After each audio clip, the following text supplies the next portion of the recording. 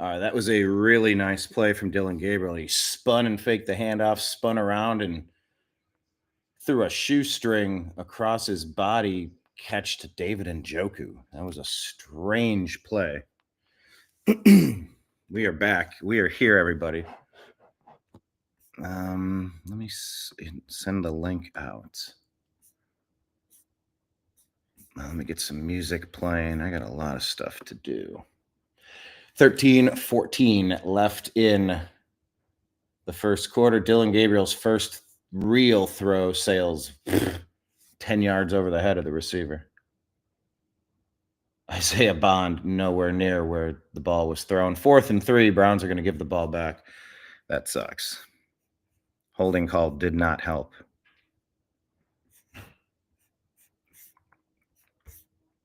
Let's get the music up. Looking for the music. Little jazz. Maybe we could do some jazz. Bojorquez with the punt. Vikings receiver calls for the fair catch at the 6-yard line. At that point, maybe just let it bounce. You think. All right, we'll take it. I do predict the Browns are going to win this game. Carson Wentz going back out for the Minnesota Vikings.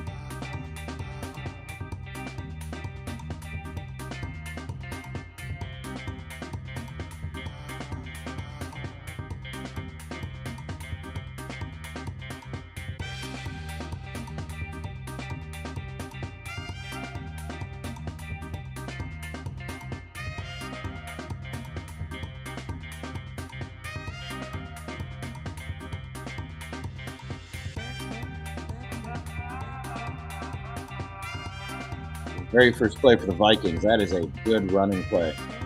Off the right side for about a gain of 11 yards. That is Mason at running back.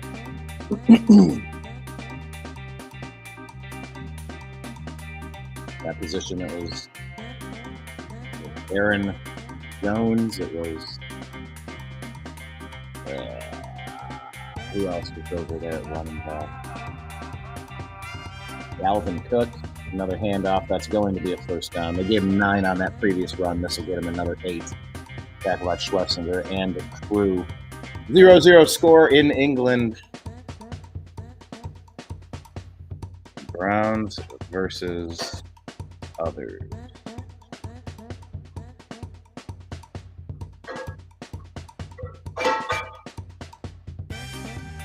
I need to send this email. Everything is a little discombobulated today. Didn't quite get set up in time. Be a swing pass screen. Who did that go to? Hawkinson? Gain about 8, maybe 9. Hawkinson.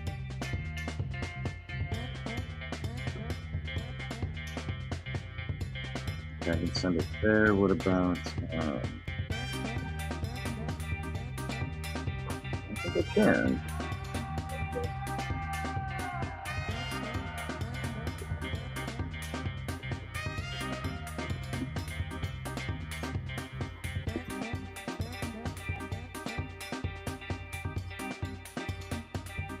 The link on Facebook. That's going to be a completion of Justin Jefferson off the right-hand side on 2nd and 1. Got a gain of 12 on the play. First down, Vikings are looking efficient, more so than the Browns.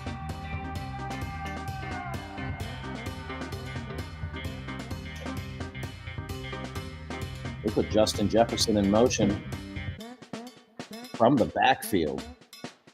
That's what you're supposed to do, though. Get your players involved.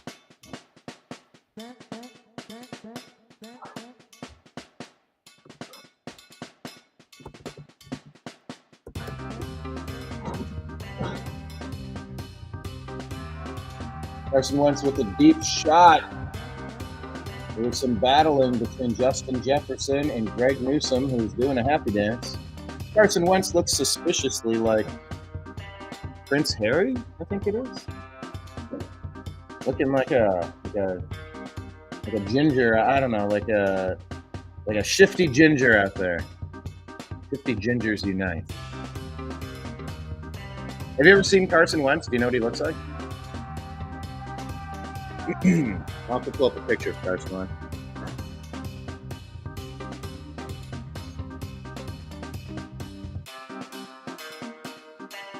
It's going to be a running play up the middle. Oh, ball's on the ground. Browns think they have it. They're fighting in the scrum. They're saying Browns got the football. Ball got popped out. It's looking like refs are trying to dig people out. Who's got the ball? Who's at the bottom of the pile? The Browns are signaling it's their ball. Browns are signaling their ball. Okay, so that was a handoff to, I believe, Mason. And it's, nicely done. Who popped it out? Was that 91? 91. Who is he? Is that Huntington? Huntington might have had the recovery on that. 91 punched that ball out. That is great defense.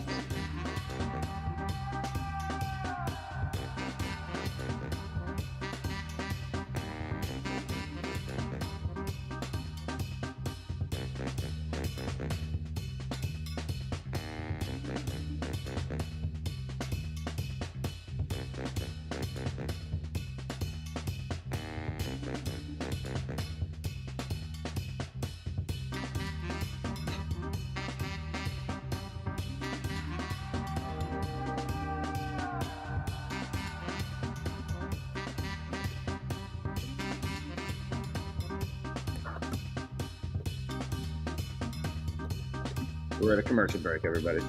Trying to get things set up here.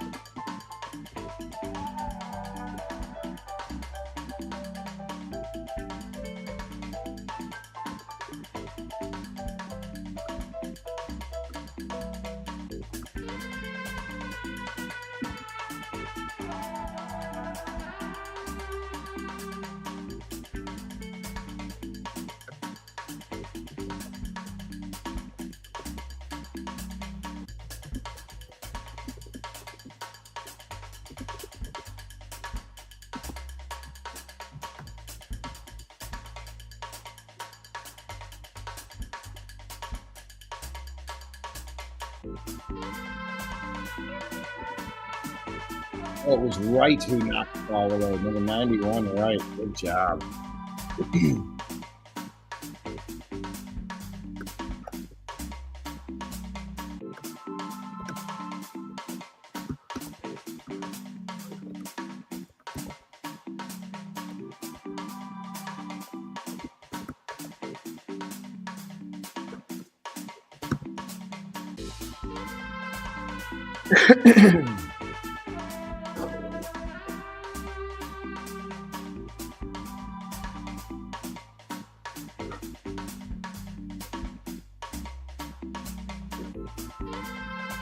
About time, man. They a bond, Just right? 2 months for runs. Okay, let's watch this. Dylan Gabriel from about the 47-yard line. Oh, I'm ahead of you now, brother. Well, give the ball off to Judkins on the run. Boom. Yeah, I thought that was Bond. That was a nice Judkins run. Oh, wait for the next one, baby. Wait for the next one.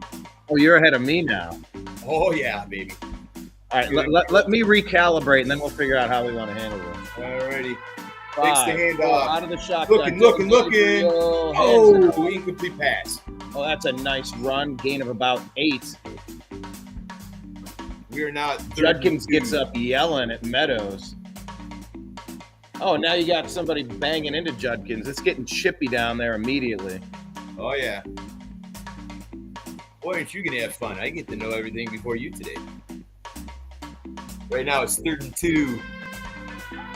At about the 7-yard line. 7-yard line. Gabriel's under center. Hands the ball off.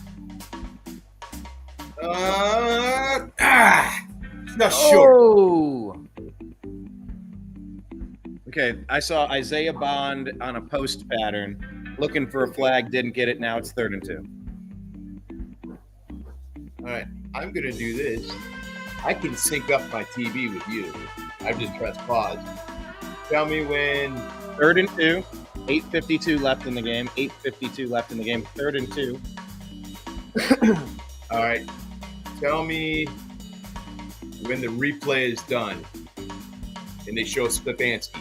Dylan Gabriel, hands off Judkins, off to the left side. Batonio, couldn't make the tackle. Right, couldn't make the block fast enough. When you get done with the replay, Fourth and they down. show Stefanski with the NFL logo, tell me. Here's the replay. Shows, Batonio couldn't. There we go. That's the end of the replay. Now we see Stefanski. He's All right. looking up. 8:20 left in the fourth. Hurry up, run up to the line. Dylan Gabriel under center. 3 backs in the backfield. Hands it off. Up the middle. First down. First down, baby. We're synced up for a change. Oh, my goodness. What's a happen? Miracles never cease. See, if you had like YouTube TV, you could press pause and sync it all up. There's a trillion ways to watch this stuff. Yeah, so it's 1st and goal from the 4-yard line. It's never been easier to watch all the stuff, and it's never been more complicated to watch all the stuff. It's simultaneously super convenient and super frustrating. All right. The Browns why do you think I don't have any hair? Rate. They're like 8th in the NFL at scoring here. 2 seconds on the play clock. Here's the snap. Hand off up the middle. Who is that? 30? Is that That's Ford? Gerald, Ford to the 1.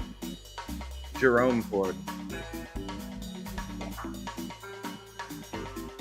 Ford Lincoln Mercury. Yes. Found on road dead. Hey. First on race day. Fixed or repaired daily. And that's what Ford means to me.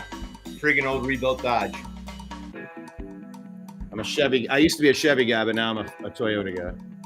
All right, under center, 7 seconds left on the play clock. Dylan fakes the handoff. He throws. That's a touchdown. Harold Bannon Jr. Number 44 out of Bowling Green State University. Dylan Gabriel is mixing up the trajectory, the angles. There's play action. You have to respect it. What do you think about this? Touchdown Browns. Harold Bannon Jr. His first touchdown as the starter of the Cleveland Browns. Nice. First of many.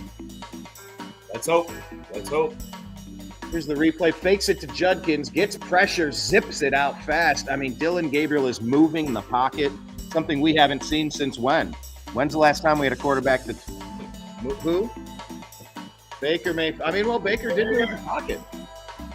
Baker was number 1 in the league on those play action bootlegs. He had easily the number. It wasn't even close.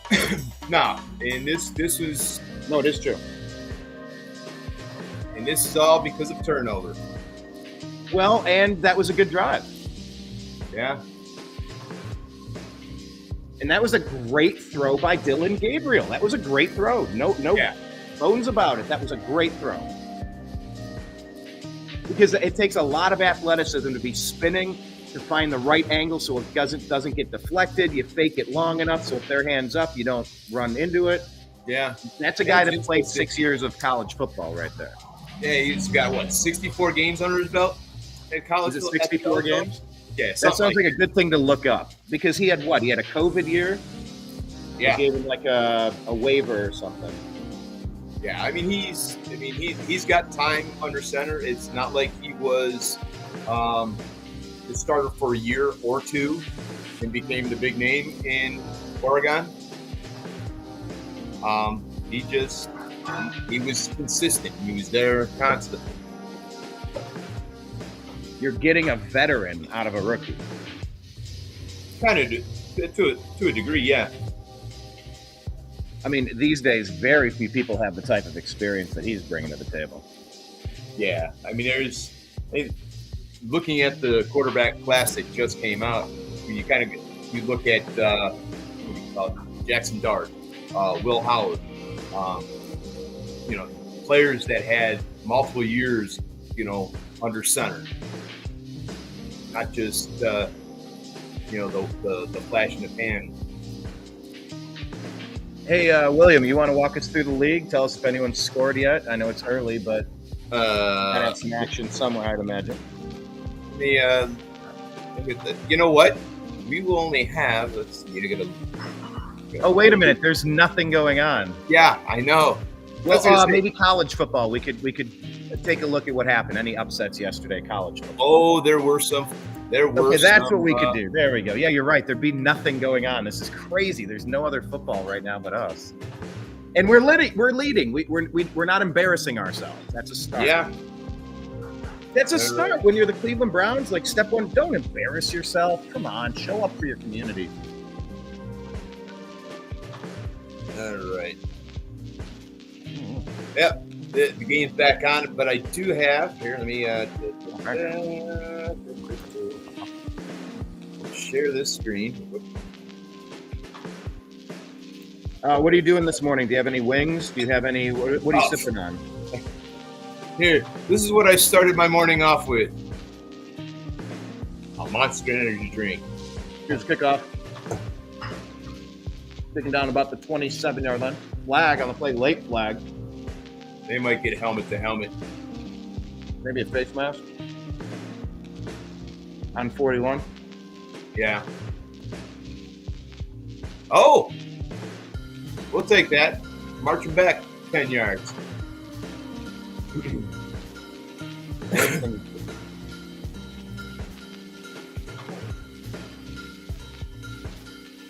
All right, I'm right here. Do you want to do the play-by-play for a minute?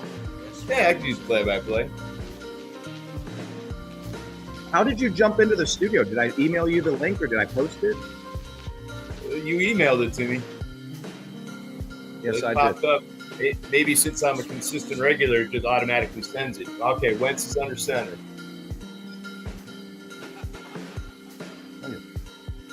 Two wideouts, handoff up and on the play. Our run defense is not shining for us right now. Scott just got a 7-yard pickup there.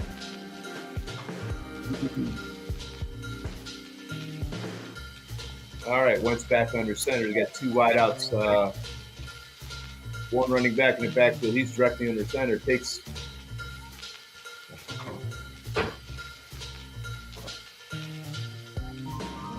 Ball started on the offense. They're moving backwards again.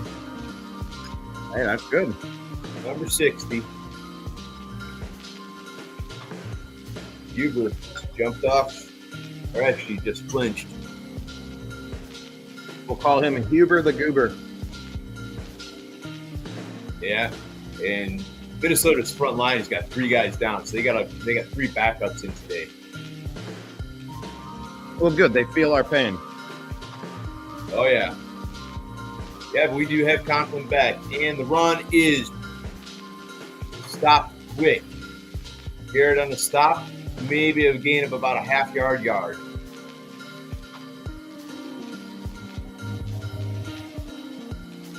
Brings up a 3rd down and 7.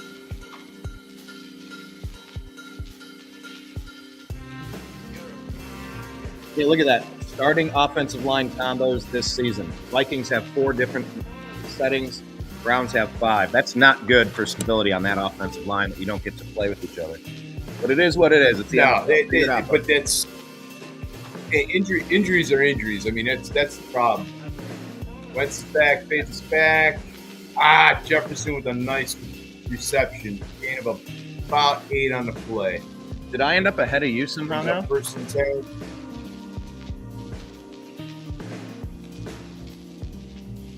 You ahead of me now? They're showing the replay and caught by Jefferson. Yeah. Yeah. No, we're right. We're in sync.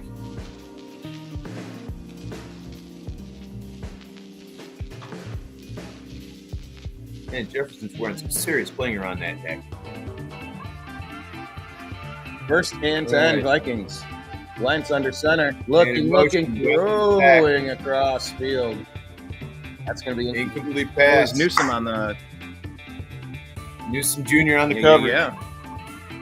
You woke up with Monster Energy drink. I'm going to get some coffee here, which is what I've got. Yeah, I'll be filling my I call it my sippy cup here. It's a nice tumbler from Tal. Because Yeah, just with a little bit of diet Pepsi and enjoy the game. Too early for a beer or a drink. Currently, I golfed yesterday and I did that yesterday. So. Gotcha. 2nd and 10, man in motion. Wentz throws complete. First down and more. Jefferson. Justin Jefferson. 12-yard pickup. All right, well, I'm going to have to stop that. yeah, I mean, he's got all day to throw. Like the stunts, they're not getting the pressure on the defensive line that Yeah, they're gonna have to, instead of doing all those stunts, man, they just let's bull rush for a change. Well, it's always about a mixture. That's the way that they're effective is that you don't know what's coming next, and it keeps you slightly on your heels. Yeah. All right, man in motion. Schlesinger's mirroring him. Oh! High and away. Greg Newsome again covering. Like they are targeting Greg Newsome early and often. Yeah, but he's holding up to the task. There's a flag on the play. Holding. Holding. Boom, baby. Moving back.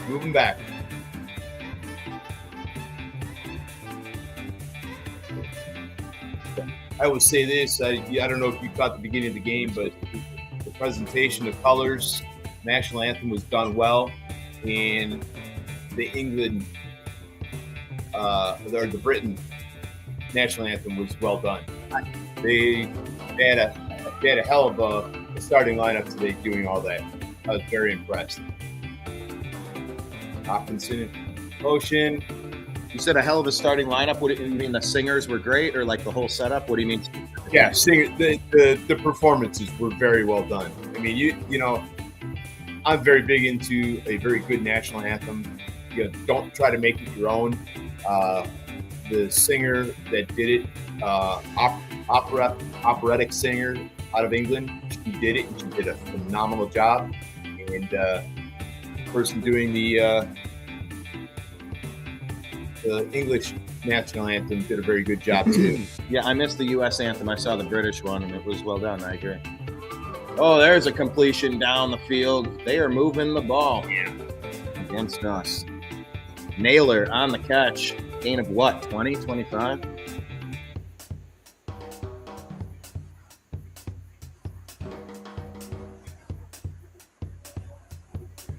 Yeah, Wentz on the fake handoff, the roll left.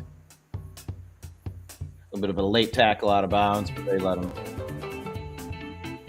handle it. What do you think about our music today? I feel like I'm in a casino. Oh, there's a red music. Oh, direct snap pass for a touchdown. Oh, man. And they are one extra point away from tying this game. Let's bring people into the chat. Hello, Kenneth. Can I get an overhead view of the cleavage Browns? Well, okay, let me work on that, Kenneth. Thank you. Kenneth, your comment elicited in this room what? Yeah, they'll figure it out quick. Marty, can't be small Viking. This is Brown's channel, not the Vikings channel. Yeah, let me send this to Blake. Blake said he wasn't going to come in, but we got Marty. He's Vikings fan, obviously. Jump in the stream. Bad Bunny. Yeah, go fetch your brother. You're asking about Bad Bunny, Kenneth. I don't think I'd want to try to hear him do the national anthem. Oh, I don't want to see him at the halftime show either. So,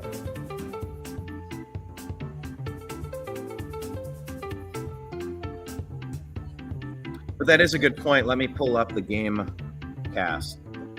It is a commercial break. If you wanted to mention just quickly in the top 25 any of the games yesterday, Buckeyes easily handled Minnesota, of course. Yeah, Ohio State beat Minnesota 42-3. Let me see if I can pull this up as in top 20. And by the way, in a super crazy story, ex-quarterback Mark Sanchez has been arrested and faces 3 possible charges. Current Fox Sports broadcaster, arrested by Indianapolis Police Department. He was stabbed in an incident, taken to the hospital. Suspicion of battery, unlawful entry of a motor vehicle, and public intoxication. Yeah, but he is rolling it. All right, here, just pulled up the top 25 for the weekend, or the week, I should say. BYU 38-24 over West Virginia. Number 1, Ohio State 42-3 over Minnesota. Number 3, Miami beat number 18, Florida State 28-22. Oklahoma took it to Kent State 44-0. Tune-up game for Oklahoma. 5 games into the season.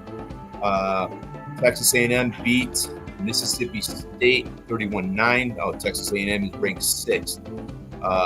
Number 7, Penn State is upset by UCLA 42-37. That was crazy. That was a big upset. Yeah. Number 9, Texas was beat by the Gators 29-21. Let's see here. Number 16, Vanderbilt lost to number 10, Alabama 30-14. Number 11, Texas Tech beat Houston 35-11. Number 12, Georgia took Kentucky 35-14. Iowa State lost to Cincinnati 38-30. That's impressive. Michigan, yeah, I mean, that was the highest ranked team. Cincinnati's beat number 14 Iowa State in a while. Good for them. Yeah. Michigan 24 over Wisconsin 10. Notre Dame takes down Boise State 28-7. Illinois, number 22 ranked Illinois 43, Purdue 27. And rounding out the top 25, Virginia beats Louisville 30-27. Yeah, that one sucked. Here's our kickoff return. Breaks it up, gets it up to the 35. Okay, I think are you a few seconds behind me now? Can you forward ahead and we can try to totally sync it? I think we were synced and somewhere along the way we lost it. Snap, handoff. Am I with you now? No, they're just showing replays, and here's the very first play. Dylan Gabriel hands off to Quinshawn Judkins. Maybe a gain of 1 on the play. I'm ahead of you, brother. You're ahead of me? Yeah. They're showing Stefanski on the sideline. Getting ready to take the second down snap. Gabriel takes a snap from shotgun. Page back rolls out, screens it out to... Who's that? Sampson. Sampson ahead for... It's tackled at the 40-yard line. Yeah. Set up 3rd and 5. So yeah, I think you need to pause it for 5 seconds then.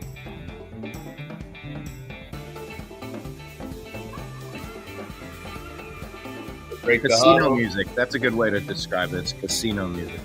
Yeah. On the breakup.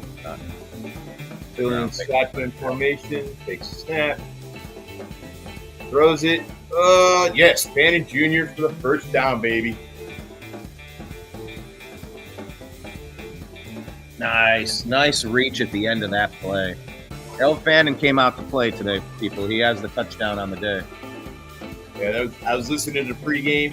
The big thing is who's going to have more receptions, the tight ends, the receivers, or the running backs? At this point, I think the tight ends are going to take that category currently. Stefanski ain't happy about something. We get a stacked eye formation. Gabriel under center. Strong package.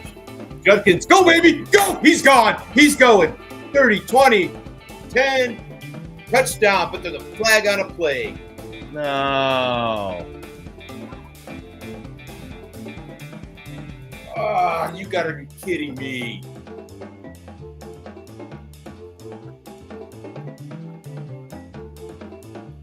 On certain plays, these things tend to happen. That's terrible. Come on.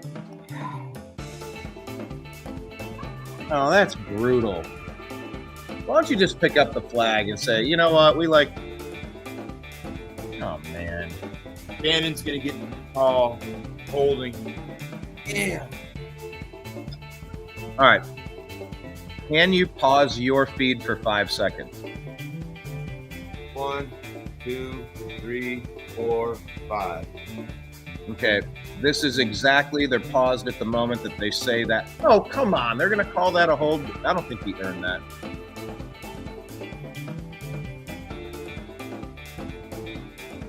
That's just stupid for the NFL to take that explosive play off the field over that.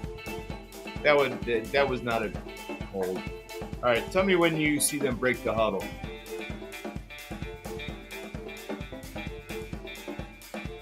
I missed that moment. Dylan Gabriel, man in motion, 22. Gabriel with the snap. Back, looks, throws. It's tipped. Incomplete.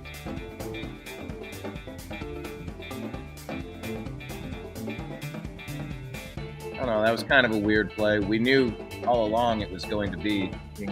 Next play, man in motion.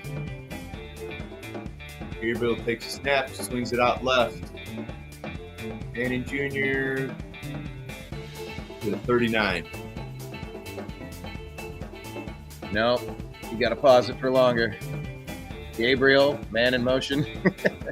We're off by 10 seconds, maybe. Complete. Gain of 4 or 5 on the play. Instead of the Browns being up 14-7, 7-7. Doggone it. That was... End of the first quarter. Yep. First quarter's over. Did you feel like that was an earned penalty or a bunch of BS? That was bullshit. He did not wrap him up. Not in my book, so. All right. I'm going to go refill my sippy cup. Okay.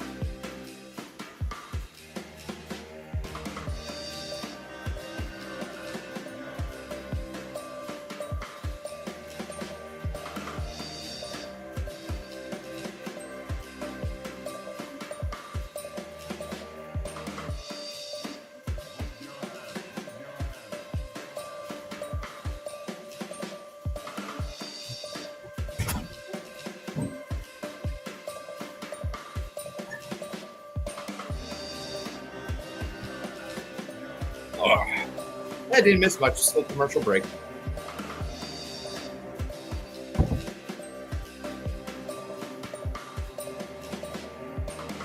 I don't know, Ken. Do they?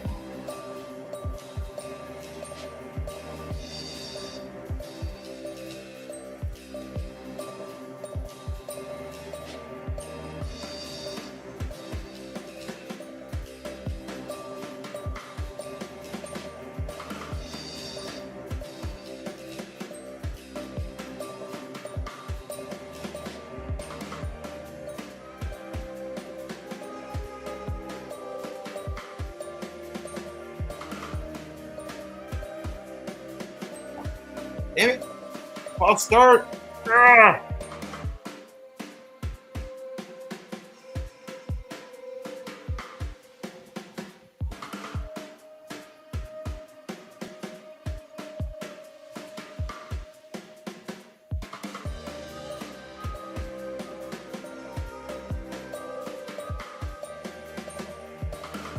All right, Gabriel's in shotgun. Big snap. Another penalty.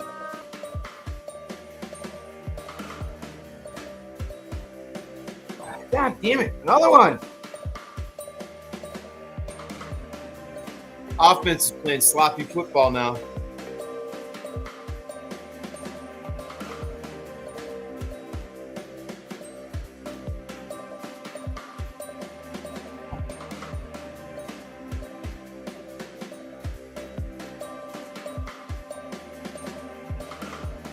And they're lining back up to punt the ball away.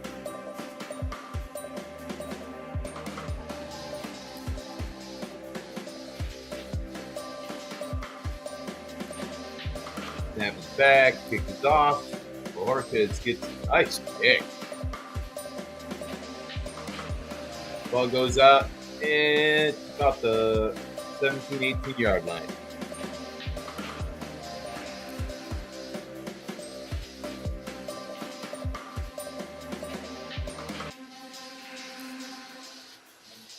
You're on mute, Brian. I've been on mute for a minute. Yeah, you have been. What is your capability to pause on your side to sync it up exactly? All right.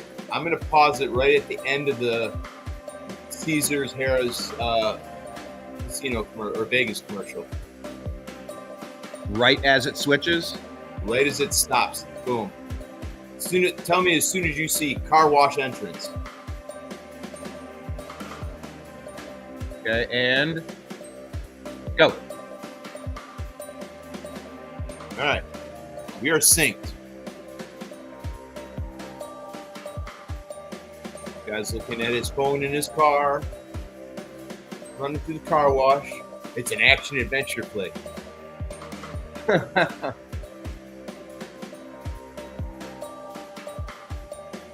Yeah, I think we are synced up now. Sounds good.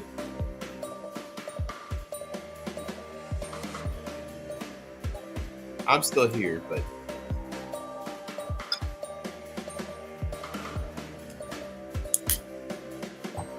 yeah, this might be the setup that works best. I'm gonna try staying with this one, I think. Oh, the screen? Yeah.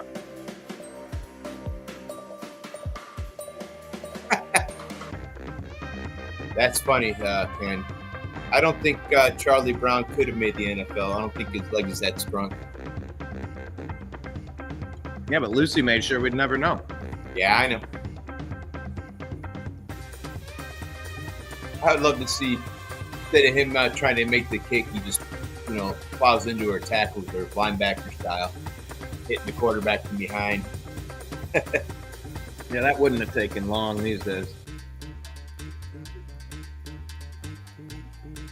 Oh, that's just a shame that the NFL took that touchdown away from the Browns on that ticky-tack hold. Yeah, that was what, 60-yarder? Yeah, that was an electric play. Well, only thing that frustrated me at the beginning of the game, at the beginning of the play, how they showed the scores and next to it, it's got it'll say flag with the yellow on the side of it.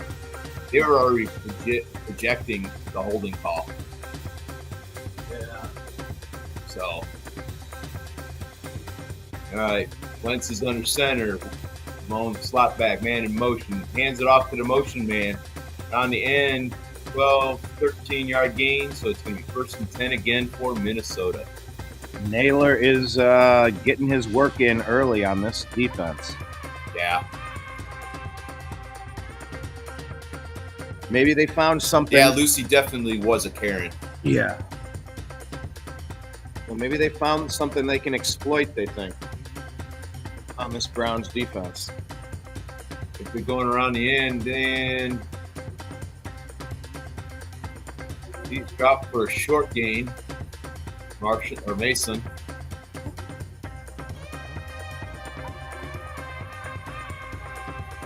The music that's playing, I keep on hearing the steel drums. It's like the early part of an action sequence in an action movie. Cops and robbers types Deal. Yeah. Here, I'll.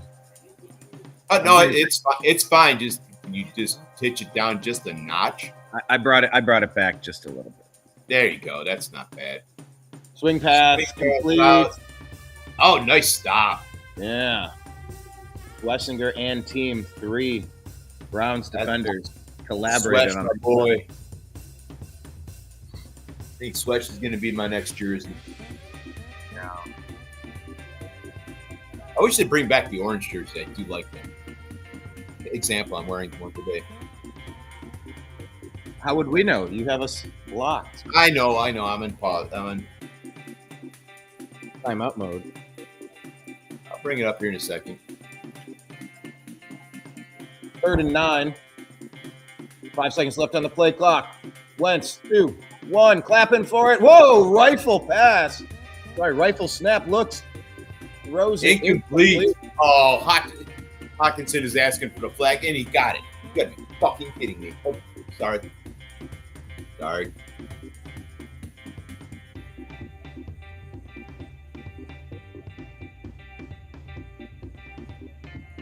Man, the penalties. What the heck?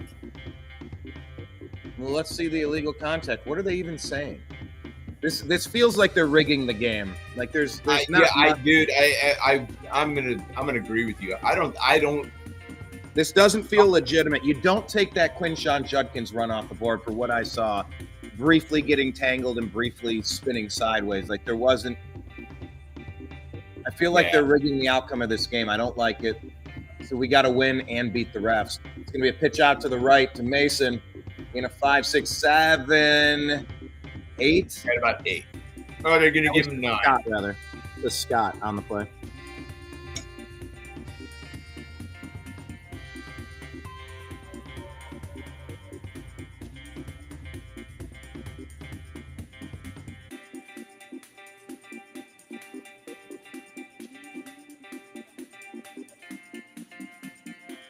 Second and 1, 12 minutes left in the second quarter, 7-7 tie. Ball is on the L of the NFL logo at midfield. Vikings just into Browns territory. Under center, 2 seconds left on the play clock. Takes the run. Slings it. Out of the reach. Pass.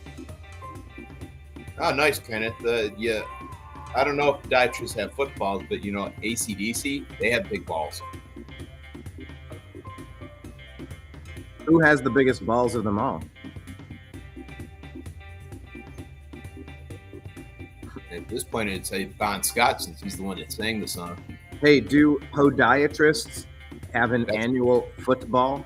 That's why I said the AC/DC combo. Yes.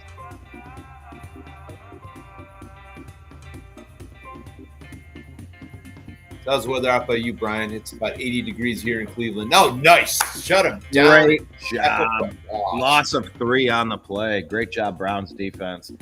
I'd imagine that's going to force a punt. Yeah, 4th and 3 just across midfield. They're going to go analytics. I say they go for it. We'll see. I wouldn't want to try to get 4 yards on this defense and then already have us in range for a field goal, but let's see. They do put the punter out there. There we go.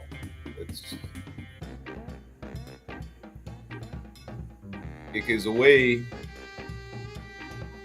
Fair catch. Golf 4 at the 10. Okay, your AC/DC comment. I didn't have the connective tissue to it because I didn't read the comment first. I didn't know where that was coming from. I zoned out. I'm like, maybe I missed part of the conversation. I don't know how we got here. You missed part of the conversation. That makes perfect sense to me.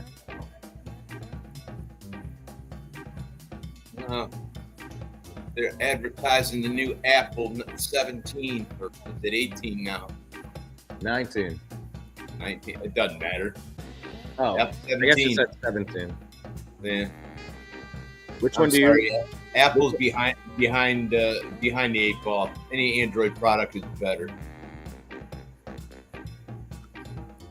Is that what you have? Motorola Edge 2025, baby. I think there's going to be some interesting products coming out pretty soon.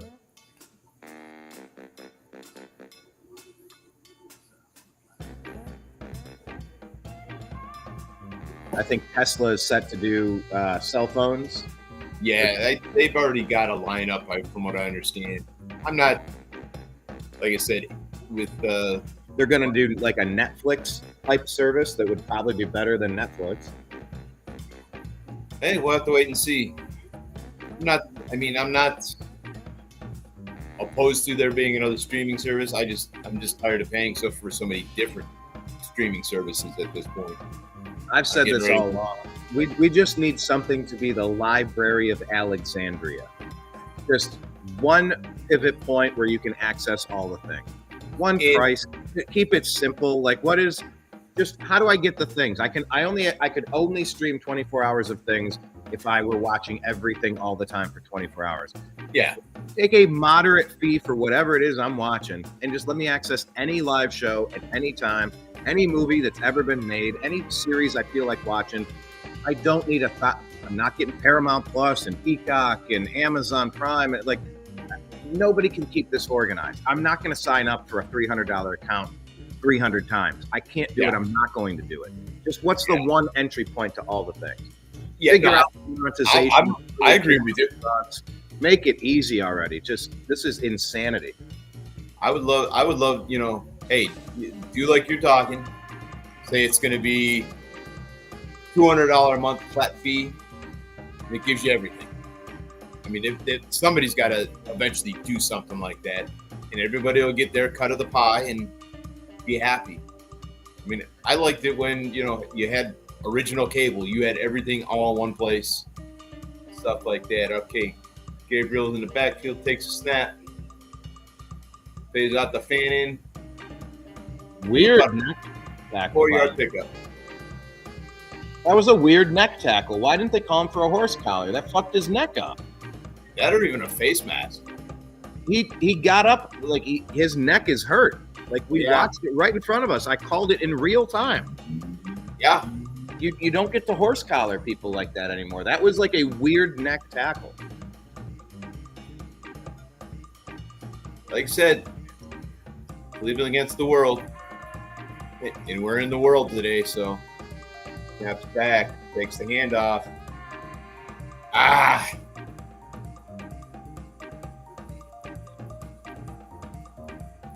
Third and long.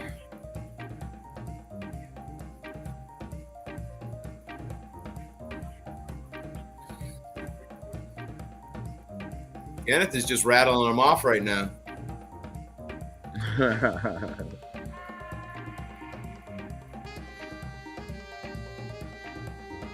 If she's a field goal kicker, Kenneth, how is she a real punt? Well, a special teams kicker. Gabriel flushed out of the pocket, runs up the middle of the field. No! Oh! Just shy. No, he didn't get the first down, buddy. You had it. You just had to take a better angle.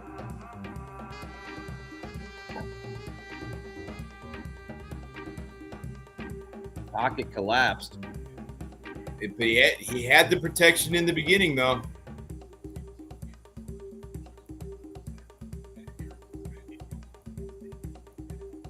He just had to make one guy miss for 2 more yards to keep that drive alive, and he didn't.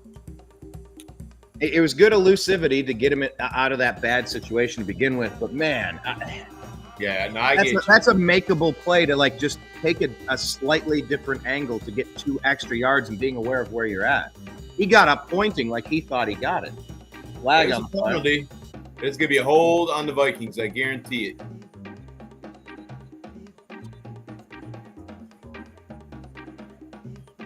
Yeah, holding call against Minnesota. They'll start the drive off at the 20.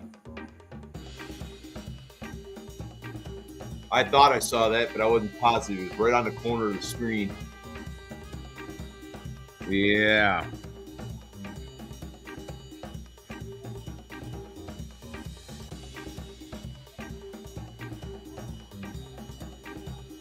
Hey, Brian, I'll let you field the question by Darren. Read it. I'm typing. I'm putting the link into our Facebook post if people want to know.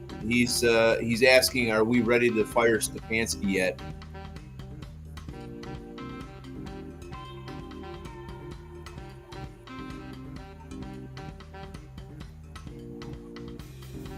$73 penalties already this game. I don't think we got that many, but yeah, we got a lot of them already.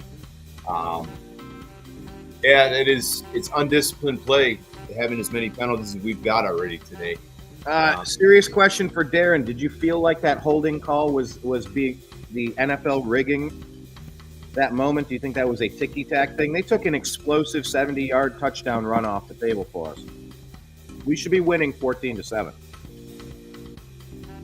That's how I see it. I agree with you. Are we firing Kevin Stefanski if the NFL doesn't hold that bullshit ticky-tack infraction against us? Even in the moment, that didn't look egregious. Now, look, maybe I misjudged it. Maybe it really was legitimate. But, I mean, we're tied, right? We're in it. We're fighting. We're playing hard.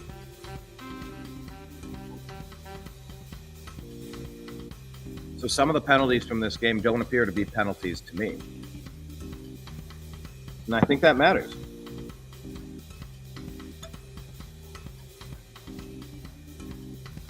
But what have we seen from the Stefanski offense today? We've seen a couple of good things, a couple of improvements, right? A little bit more mobility. Yeah, I mean it's definitely a different scheme. It's something we haven't been seeing the first few weeks of the season. Darren saying that the referees usually will throw a flag if it's right at the point that it springs a big play. Maybe. I don't know. I don't see how that's good for the game. Like you could have been playing a Quinshon Judkins 70-yard touchdown run on highlights right now, and people would be super excited about, oh, look at the fantastic stuff to watch. Why take that off the board? It didn't look egregious to me. Maybe I'm wrong. Maybe on a different replay at a different angle it would, but I didn't see it. Yeah. You asked how's the weather. I forgot to answer you. It's okay. It's good. Cleveland, it's sunny and 80 today. Not quite reached that 80-degree mark yet, but it's nice out. Yeah, we're 67 on the trajectory to 80. Yeah, same here. I'm actually thinking about after the podcast, maybe calling up a buddy, see if they want to go golfing again today. I mean, get it in while you can. Yeah, I just think this fall is going to be kind of like the spring, where all of a sudden the weather shift is going to be like over the course of a week. Done. Here you go. It's fall, winter. I'll keep on taking these days. 2nd and 6, Wentz under center. Takes the handoff, Browns over, pursue. 94 gives chase. Wentz yanks it away. Throws it into the stands. Yeah, he was out of the pocket, so there will not be any intentional grounding there. Brings out 3rd down. Who is 94? And that Mason? He was very athletic to spin out of his block and put that much pressure on that quick. It really did blow up the play. Good job to 94. Most definitely. All right. Wentz is in shotgun, more of a pistol formation than shotgun. They got 3 receivers to the left. Motion outside. They're coming. Pocket collapses. Oh, there's a hold right there. Oh! That's a big completion to Naylor. Yeah, but it's coming back. Wentz is not Yeah, there was a hold right at the line of scrimmage. Well, now look. Now maybe 2 big plays are coming back because of holding calls. And you can at least say, well, we're even. You got to be kidding me. Penalties offset, replayed it down. Shnikes. Wow. I saw the holding penalty. I didn't see the offside. Offside, Garrett, yeah. Every fucking game, William. He's looking at the ball. Nice hit from Schlesinger, by the way. Perfect hit. You've got to have that timed up exactly. And he did. Well, at least it's not a long first down. Come on, man. Let's get that sack here. We need one. Same formation. They're doing the same thing again. He's going to run. Taking off. Oh, whoa. Ooh. Oh, they got him. They got him down short of the first. Schlesinger came in, and you don't see him miss on a lot of tackles. I'll tell you what. 4th and 1. They'll be punting this one away. Watch the replay on this. And by the way, Wentz took a massive hit at the end of this play. He took 2 hits at the end of this play. I was worried we were going to get called for some sort of targeting. Oh, they're not even showing a replay, but Carson Schlesinger, rarely do you see him miss. Yeah, I bet they'll show the replay after the punt, I bet. They spun him around, and Wentz got 6 more yards, almost a first. Here's the punt back to our 23, fielded. Reversing course, headed back to the right, 25, brought down at the 26, 7-yard line. Yep. You got Larvadane? Yeah, Larvadane. He's one of the guys that shined in preseason, and they just signed him to the team. Larvadane. Yeah. Gade. Well, you gotta do better than you did last week with the kick returns. Hey, I'll tell you what. I like that we have like a minor league system of football players now. This is good. Because these guys shine in training camp. They're not quite ready, but when Cedric Tillman gets injured, you bump them up from the minor leagues. Same thing you're doing with the Indians. Cool, let's go. Let's go down to AAA. Bring somebody up to play in Cleveland. Yeah. Guardians, Tigers, come on, pitch. Chase DeLauder, his first game was the playoffs. That's crazy. Yeah. And it's cool. Why not? Yeah, why not? Yeah, I agree with you. All right, 1st and 10 at the 26th. Hey, moved him back a yard. That sucks. Handoff around the end. Go, nice, baby, nice, go. Nice. All right. Hard hit, but that's a woo. Who was that? Who's Conley? I think that's Conley. They brought him up. I like that one.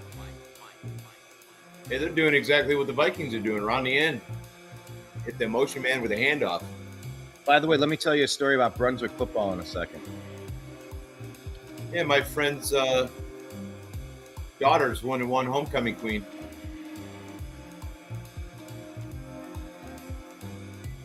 There's the handoff. Judkins off the right-hand side, gain of 2 or 3.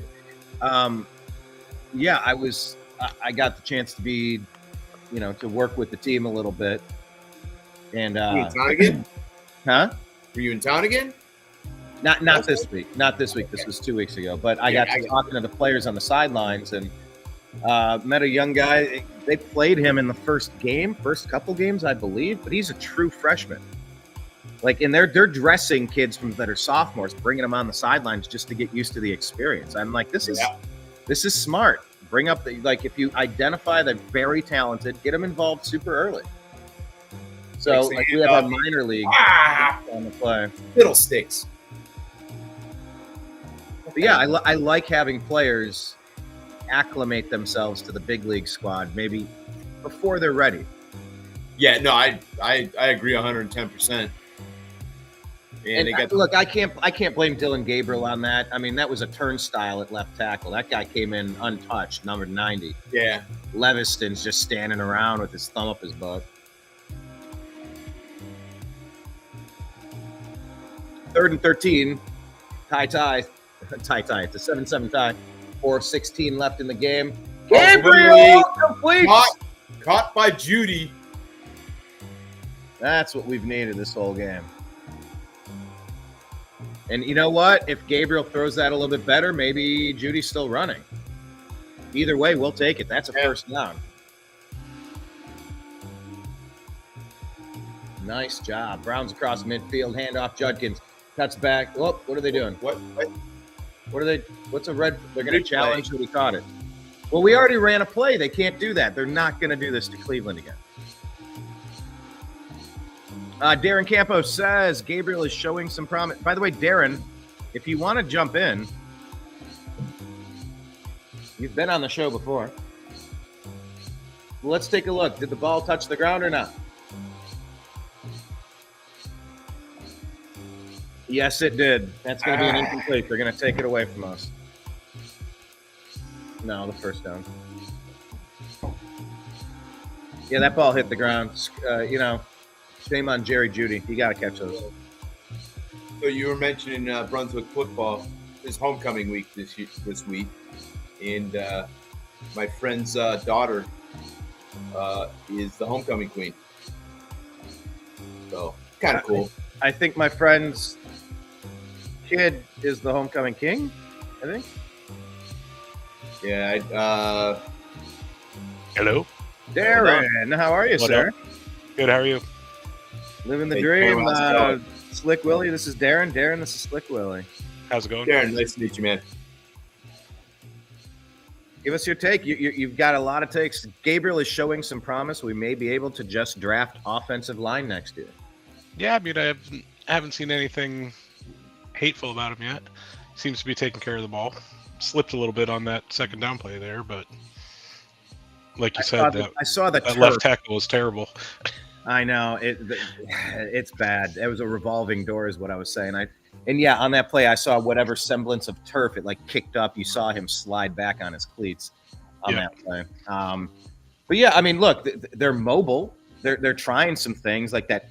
Fake the handoff to the left, spin off to the right. That shoestring catch to Fannin.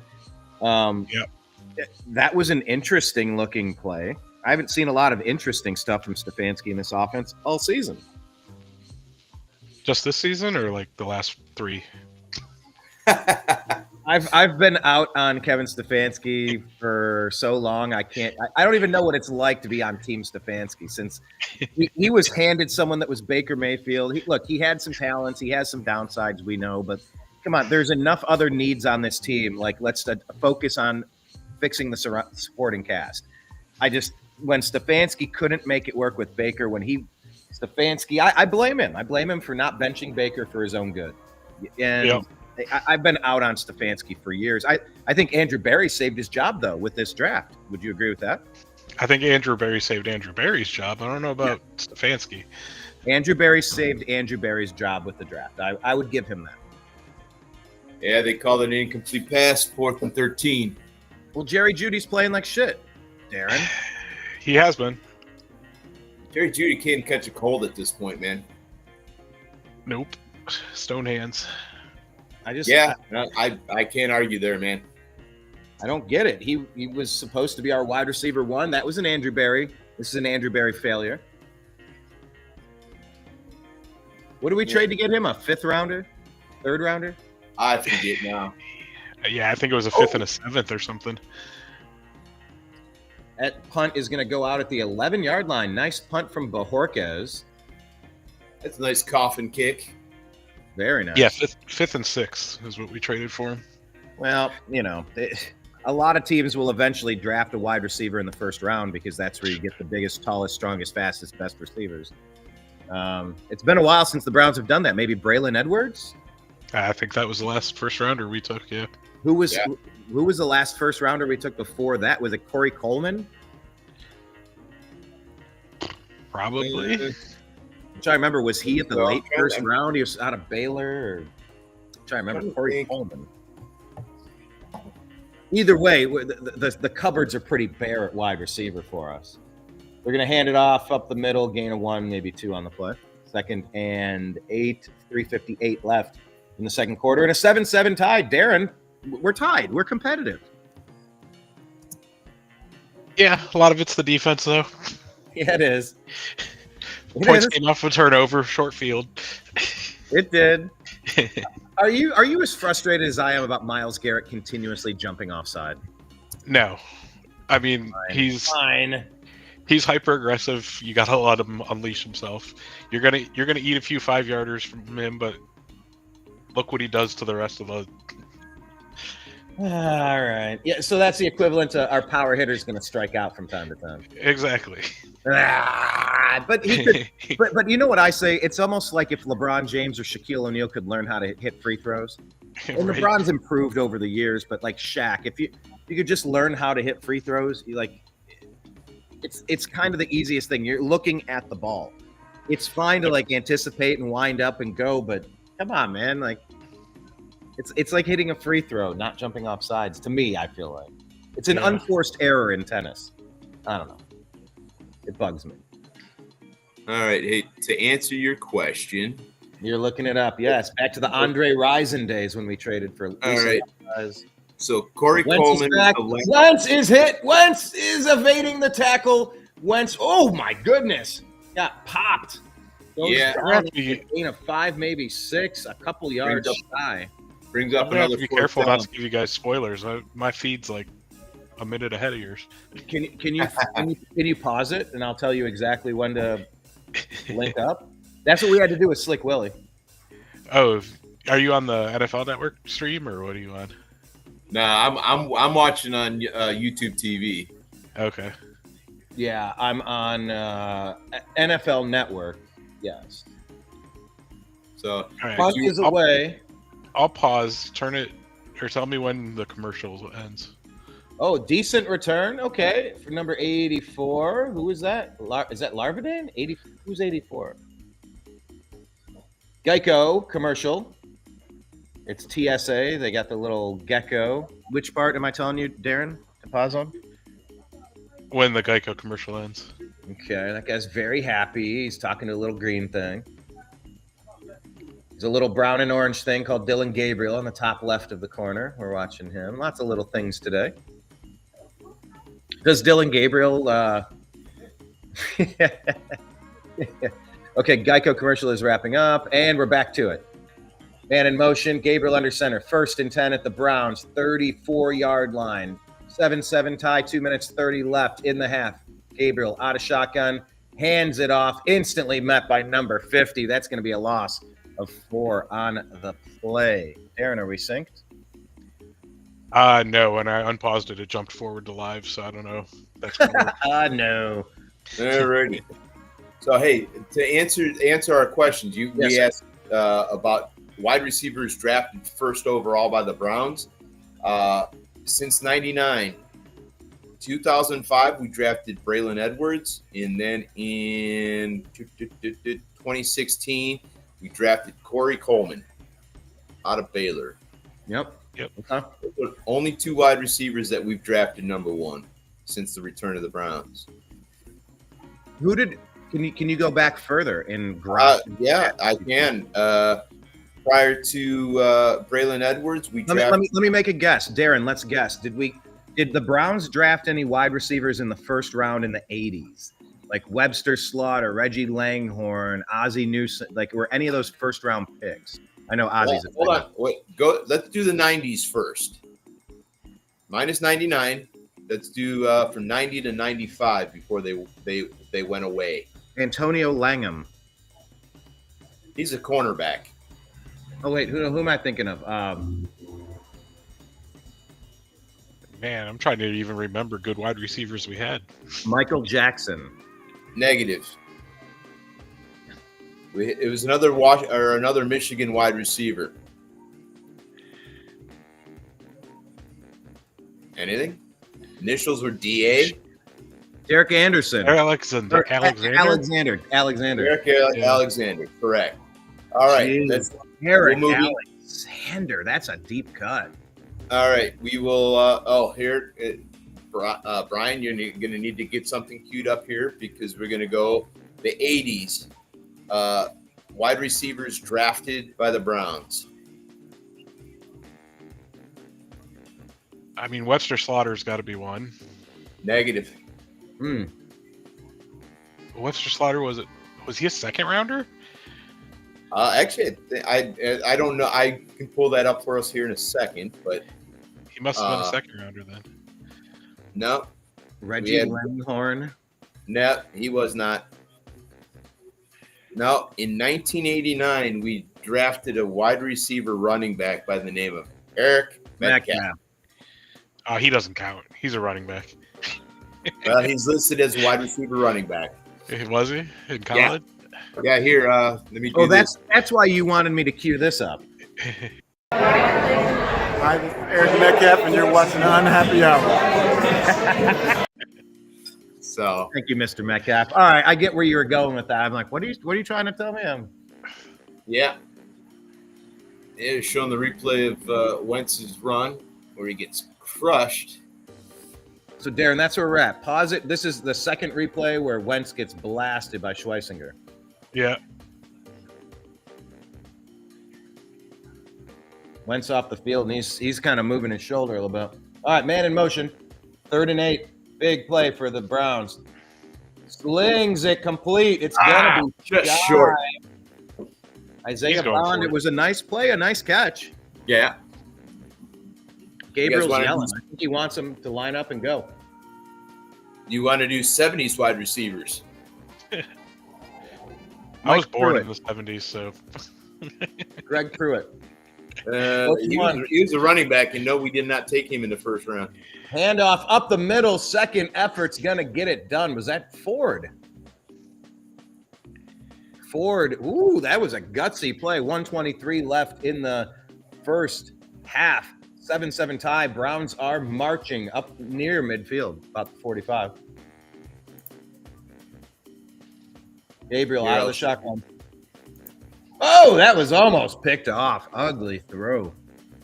Here's the list of the Cleveland Browns first round draft choices from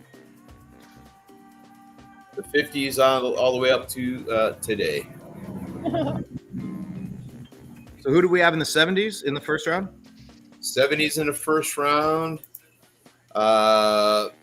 In 79, we took Will Adams out of Houston, and then Steve Holden from Arizona State in the first round. Wentz is going into the tunnel. Here's another breakaway. Ford.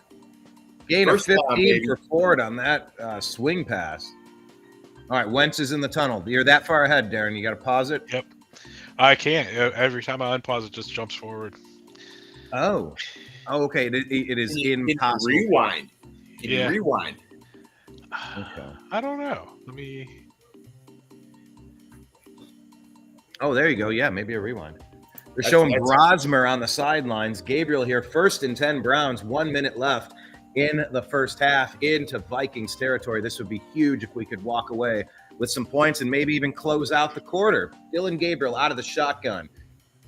Looking, zips it, complete. Harold Fannin gains about 6 yards down to the Vikings 34 yard line. You got to say that was Ford with the reception, not Fannin. Okay, thank you. Good eye. Browns moving fast. Falls back, 38 seconds, slings it out, stops the clock. Well, you know what? In a way, whatever. If that's the way it's going to play out, that's the way it's going to play out. I'm okay with that. What is this, a 52-yarder if we don't get another yard? Well, if they have it at the 35, you add the 10 and then the 7. So, yeah, that would be a 52. Yeah, 52. 3rd and 6 here, though. Let's try to take some shots. Let's go for the 7. What do you got to lose? You got a young kid. He's a gunslinger. Three timeouts. 3 timeouts, yeah. 3 timeouts. They should be using him. You can't save them for the second half. But you don't want to leave them time to do something either. All right, out of the shotgun, Dylan Gabriel looking, throw, incomplete. No. That's to Judy. Call timeout. Just call your timeout. Stop. Timeouts. They used it. 29 seconds left in the first half. Okay, that was a well-played man. And you know what? I will say this. We got lucky on that play. Dylan Gabriel never looked off of Judy that whole time. Well, that's not good. Well, he had the throwing lane. He had his target. The target was going to be just past the sticks. That's, of course, who he wanted to get it to. And the fact that he had a step or two on him, it didn't make a difference. And he keyed in on it, and he made it work. So, I get it. But that's exactly what you want. That's Darren. This is QB1 play. You just get it done. Keep the sticks moving. 63 college starts, the most in FBS history for Dylan Gabriel. He's the most veteran rookie player in the history of the league. Like I think I said it was either 62 or 64. I was off by 1. There's a throw into the Joku, baby. And Joku down inside the 10. 24 seconds left. Call the timeout. Timeout. They did. 23 seconds. Darren, what'd you like about this? I mean, Njoku's a great target. Guy's big, holds onto the ball. He gets that elevation up in the air.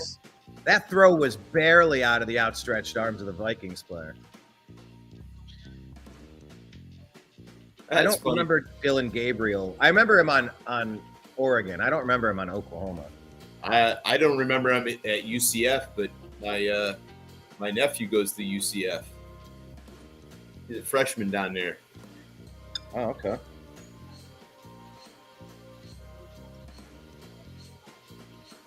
"6'2", 205. They say that's very generous. On the height or the weight?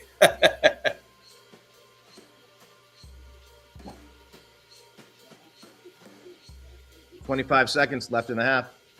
Minnesota uses one of their timeouts. Yeah, they didn't like their personnel out on the field. All right, Darren, tell me, if you're the coach here, what do you do? What are you trying to accomplish with this much time, this score, this situation, this many timeouts? Like, with everything here, what would you do and why? I mean, high percentage stuff. Those swing passes, screens. You want to hold on to the ball and at least put up 3 here. I agree with you there. Gabriel, out of shotgun. Man in motion. Take care of the ball. Let the defense win the game. Ford in motion. Hands off to Ford. Right up the middle. Met. Nothing doing. Call a timeout. Although I don't know why Ford's on the field. 20 seconds now. Browns, That's no a good time question, yeah. Much prefer Quinshon out there. Yeah. And why not a lineup where you can put Ford and Quinshon out there if that's what you're looking for? It would make sense. But Stefanski isn't known for making sense. Hey, look, Bannon is a nice target, and Njoku is a nice target. Judy's a nice target. I don't know if Judy's a nice target. Yeah, I was going to say. Hey, look. Well, that's not good. He's what we have. Yeah. So they're gonna try to for the end zone 2 times. I guarantee it. They got the shotgun, Gabriel. Whoa! That gets spun straight up in the air. Incomplete, barely. Oh dear Lord, that was potentially catastrophic. Did that get tipped or did that hit the back of a helmet? Well, that's what you get with a little quarterback. This is why you don't draft little quarterback. I think that was hands up. I think the defensive end got his hand on it. Oh no, it hit his arm. Okay, it hit his arm. Oh boy, 3rd and goal, 16 seconds left, 0 timeouts for the Browns. This has got to be an end zone play or nothing, and you can't take a sack. Yeah. 3 seconds left on the play clock. What are they doing? Calling timeout. Probably a good thing. I didn't like how this was feeling. 16 seconds left. Hey, Slick Willie, let's go through the rest of the NFL and talk about the scores. Oh, wait, 0 score. We don't have any. All we got is college football from yesterday, and we went down to the top 25. Yeah, Darren, it was so weird. I'm like, all right, we'll go through the league. Let's see what else is going on. He's like, dude, we are the only game in town. I'm like, oh, shit, that's right. I forgot.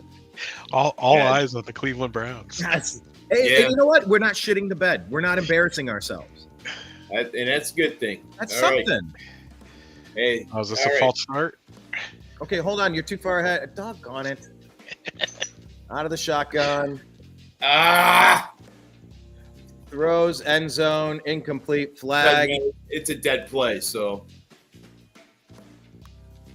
That left tackle has done that at least twice this game, right? Yeah. Yep. As I said earlier, fiddlesticks, since I can't use the other F word.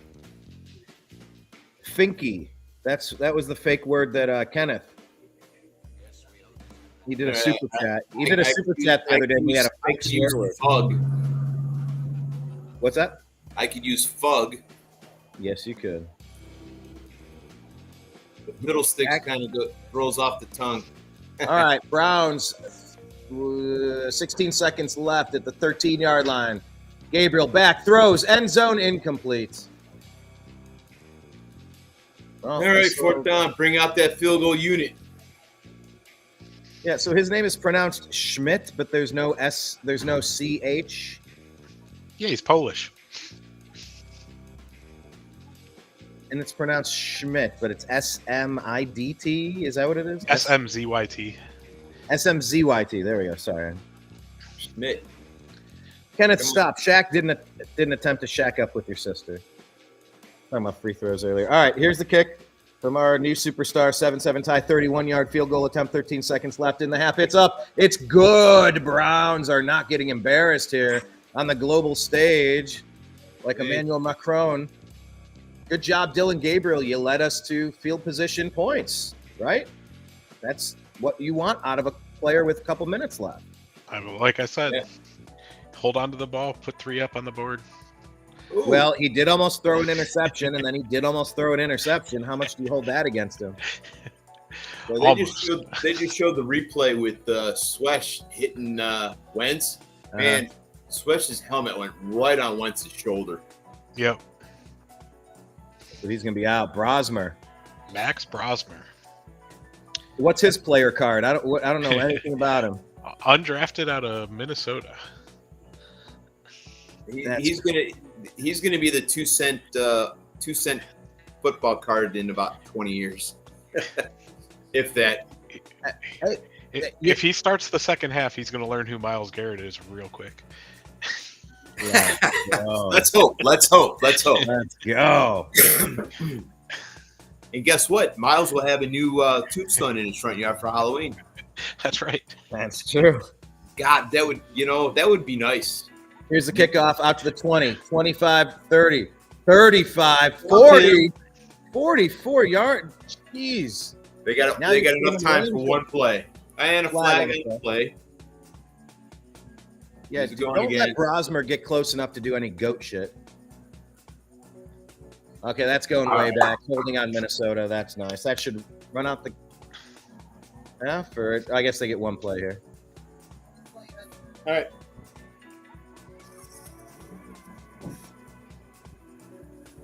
Max Brosmer out of Minnesota Golden Gophers. Say it right, Minnesota. They're not the Golden Gophers, are they? They're just the Gophers, or what are they called? Gophers. They are Golden Gophers. They're just taking a knee, taking it to halftime. So, how do we grade the Browns' first half performance here? B-. I'm gonna say a C- because of all the penalties. Okay, all the penalties takes it to a C-. Darren, what gets yours to a B-? What did you have the lead? All the penalties I agree. All the penalties terrible, but they have the lead. I mean, what more can you ask for, I guess? Hey, yeah. How do you grade the officiating? It's a C. It's typical NFL officiating. Frustrating at best. The C stands for crappy. I was bothered by the Quinshawn hold. It didn't bother you as much, Darren, right? I mean, I hated it, but it's a hold. Yeah, but Fannin had him, outside of the pads. They're gonna call that most of the time. Yeah, it's tough.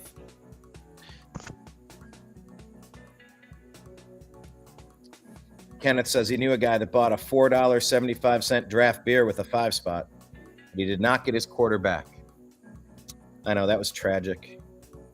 Yeah, that was the tip. It was just the tip. Just the tip. Yeah, well, the Vikings are not going to get their quarterback back. The Max Brosmer era has begun. He's got some interesting hair. He's a character already. Here, I'm going to pull up something and see what they say about. Okay, you pull up something. Darren, did you have any thoughts on college football yesterday?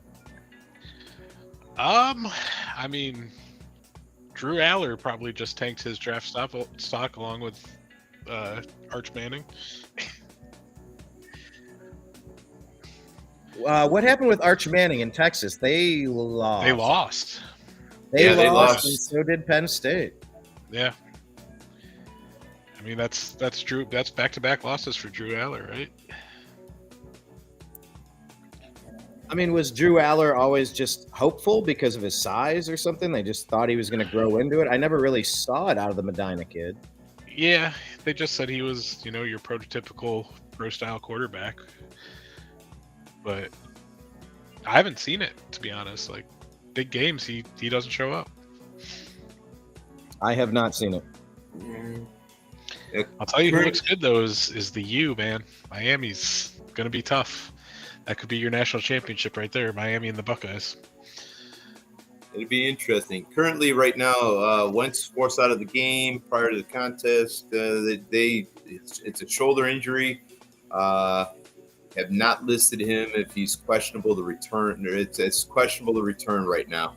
Gabriel is Thank you. Gabriel's 13 of 21, 102 yards and a touchdown on the day. Browns have a 10-7 lead. Vikings are 2-2. Browns are 1-3. How winnable is this division, guys? I mean, the Steelers are there for now, but the Bengals are down and the Ravens are down. It seems like only a game or two back. But this whole season could be turned around. Like, we have a shot in our division, I think. If we can get our stuff together, anything's possible. Baltimore's reeling, Cincinnati's reeling. I guess the biggest question is going to be, how well are the Steelers going to do? I mean, they actually have a quarterback that can throw the ball for a change, and they're getting protection behind, in front of Rodgers. So it's the biggest question mark right now. Darren, what do you think? How do you see this Browns season progressing? Because our defense will literally keep us in every game that we play. Every game against any team in the NFL, we'll be in it. Can we get any semblance of an offense to kind of keep us competitive? And at least so far today, we have. I mean, like I posted the other day, we've scored 15 points on average in the last 25 games. That needs to change. Absolutely. Like, if you're not scoring 24 plus in the NFL these days, you're not winning. Yeah. And with our defense, even 20 should be plenty. Yeah, but I mean, we're not scoring 20. That's the problem. I mean, technically right now we could have 17, but we had a hold that brought it back.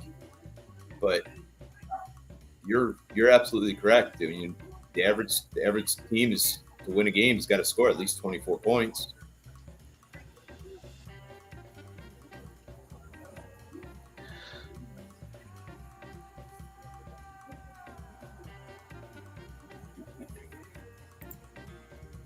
Yeah, I'm slightly encouraged. But what do? You said maybe we should draft offensive line. Do you get two offensive linemen, Darren, because of the situation with the age of our line and the fact that we have several positional players? Do you go offensive line and wide receiver? What would you do in the off season? I think you have to go OL wide receiver with the first two draft picks. I agree.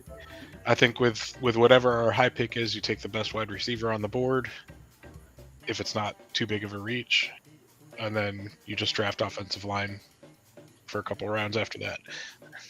Hello, Jeffrey Champion says Dylan Gabriel looks better than Joe Flacco, and that's all we can ask for.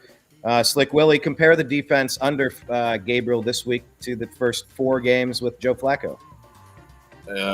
Defensively?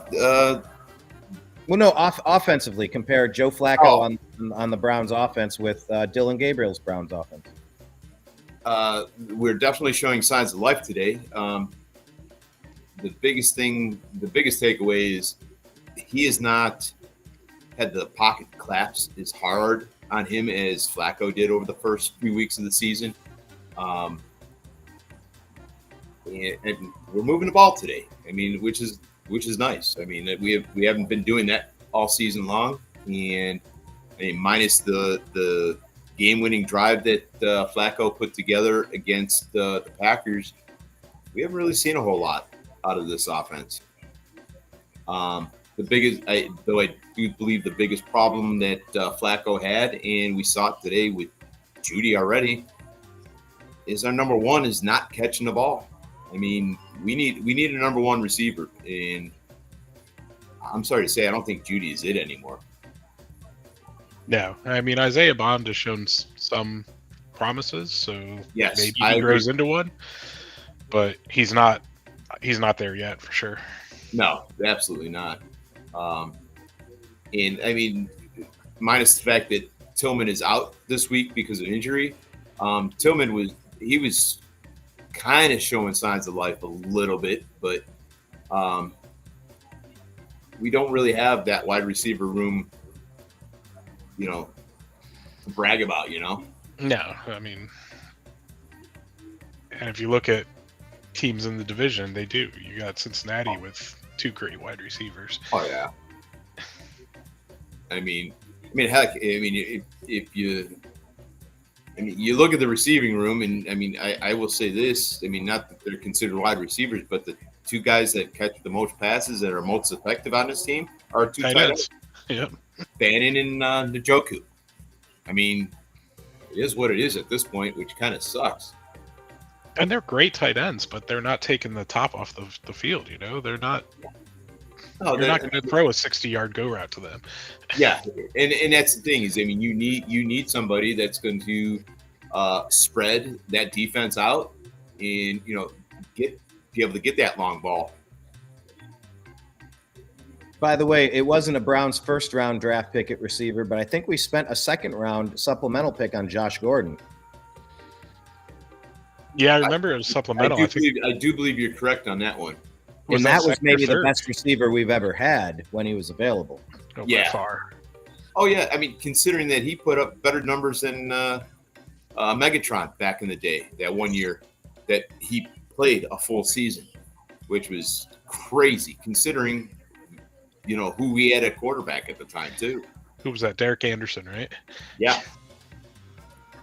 Or no. Brian Hoyer. I think it was Hoyer. Yeah, that was Hoyer. And who else was there? Manziel. Wasn't McCoy still around at that point? Ask ChatGPT which Browns quarterbacks threw completions to Josh Gordon. That's the question life is about prompts. We have a virtual assistant at our fingertips. We just have to know what to ask. But I remember Brian Hoyer was the guy, and I remember he was holding off Johnny Manziel. But Hoyer came in for somebody. It wasn't Derek Anderson. He was 07. All right, here we go. 2013. Quarterbacks for Josh Gordon he was here. I think we got somebody picked one up. What about Terrell Pryor? Jeffrey Champion he's guessing Terrell Pryor. Let me get these comments and then we'll get to your answer here. All right, there's 4 of them. Okay, Jeffrey Champion says Jerry Jeudy and Jameis Winston, they had a connection. Yeah, they did have a great connection, Jeudy and Jameis. Yeah, they did. It was the J show. Wait and see on receiver because Isaiah Bond hasn't been here that long and he is making some plays. Okay. All right, so was Terrell Pryor one of those people? I don't think so. That he was negative. You want the answer? The best receiver we had was Jarvis Landry. He was better than he was more consistent, but he only gave us a good year or two. Then he was injured and unavailable as well. All right, get to your question, Bill. All right, the 4 quarterbacks that threw to Josh Gordon while he was in town. Before you announce them, Darren, have you thought of any in the time that we've stalled? God. Brian Hoyer. He's got nothing. Go ahead, hit it. Give us a reminder. Give us like initials or something. I was 12 years old. I will tell you this. You are correct with Brian Hoyer. He was there for 2014. 2013 was his big year, though, right? Who was it in 2013? Brandon Whedon? Bingo. Oh, wow. There we are. Yeah, Brandon Whedon. In 2017, we had Deshaun Kaiser. In 2018, we had Tyrod Taylor. Tyrod threw it to Josh Gordon? Yeah. And then he came back on the Browns after a couple other stuff. Yep. Like Jenny coming back to Forrest at the end. Jedi. I have the AIDS. I think about that. Jenny was probably the ultimate bad guy in a movie. I mean, Stringing him along for all that time. yeah, but maybe Forrest wouldn't have became Forrest if he didn't have that adversity in his life. It might have shaped him. Very All right, true. Brian, I used your ChatGPT idea to make me a new avatar. Okay, hold on. You're doing this in real time. You went to ChatGPT and said, what, make me a logo that I could use as a screensaver image? Like, what did you just do here? I said, make me an image of Kevin Stefanski in a band symbol. Wow. And so you're getting that, like, and then what did you do? You use it as your background image? Yep. Just go to settings in here and your profile. Jeez, oh Pete. Yeah, this is my sports bar. This is our virtual sports bar. Are you in front of a green screen? I am not in front of a green screen at the moment, but it's a virtual green screen. I had to bring a Ring camera light. Okay. I don't have that kind of technology. I got the basic computer set up. Yeah, but like a ring light's like $15, $20, $30, depending on which one you get. They're super easy. Yeah. Well, I mean, my big purchases, I don't use them here, but I've got the microphone and headset that I used when I was doing my old podcast. Yeah, I was trying to find that the other day. I must have put it into a box. I can't find it. Yeah, mine. If I were to go into my basement where I do my other setup, where I did the couple games at the end of last season and we did the draft. I'll use the microphone and headset there, kind of block out all the other surrounding stuff. It's a good setup too, man. Spent some serious money on that stuff. Hey, what do you guys think about playing in Europe in general? This is what, the second time the Browns have done it, or we've done it more than twice? I think this is the second time in the last, I'll say, 5 years that we've done it. I myself am not a big fan of the international games. Just more for the fact you have a team that is losing a home game to them going overseas. And a lot of cities like Cleveland is a perfect example, rely on that income that is generated, pre and post game. And I'm just not a big fan. Understandable. Darren, what say you? I mean, yeah, it's definitely bad for the local cities, but obviously NFL is a big business and they're getting tons of money doing this. So we're going to see it because Goodell's all about the bottom line. Yeah, I mean, I get the money aspect of it. I'm just not, it's money for the NFL. It's not money aspect for the teams. Right. And I'm sure some of it gets distributed to the teams, but I don't like it just for the fact of, you got extra travel, the time change, the jet lag, you got more risk of injury going back and forth overseas and stuff. Yeah.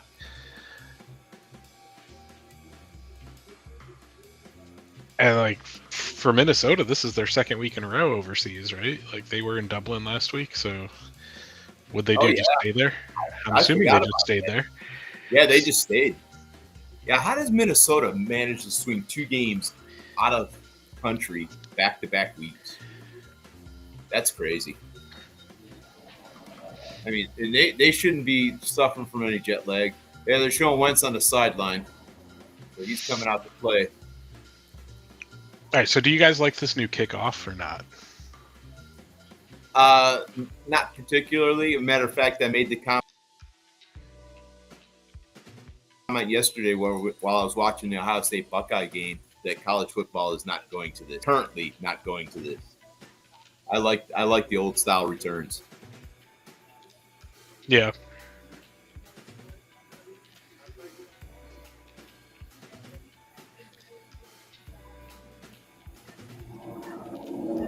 6 seasons as Browns head coach with a record of 41-47. Kevin Stefanski. I mean, I think I would like him better if he wasn't calling the plays and more focused on time management in the game itself. I agree with that. I kind of hate the kickoffs, by the way. Go ahead, back to what you were saying. They tried to do that last year, right? And he ended up taking it back. Yeah. And I think the team played better when he wasn't calling the plays. But the fact that we had Ken Dorsey calling the plays, that was the problem. Right. So, but he's not going to hire a good offensive coordinator because he wants to call the plays. Yeah. No, I mean, dude, we need a good OC. All right, 2nd and 10. Wentz pitches out. It's going to be a gain of about 2 or 3, setting up 3rd and 6, 3rd and 7. Mason on the pitch. Darren, what do you think about the kickoff?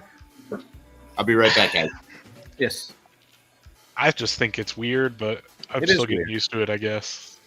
It is weird. It's dumb. Like, I like that there's fewer touchbacks, and you're not incentivized to just blast it out of the end of the end zone. Like, that's good. But I don't know. It's kind of strange. Agreed. 3rd and 7. Wentz out of the shotgun. It's the snap. There's a stunt picked up. Throws it left. Out of bounds. And a late flag on the play. Greg Newsome getting called for a late defensive pass interference call. Shocker. Will they show us a replay? Did you see anything in real time that stood out to you? I didn't see much, but they're not going to show it, it looks like. Maybe it's because there was nothing to show. Don't know. It's always suspicious when they don't show you a replay. Like all that downtime, they could have easily shown you the replay of what just happened, but they didn't.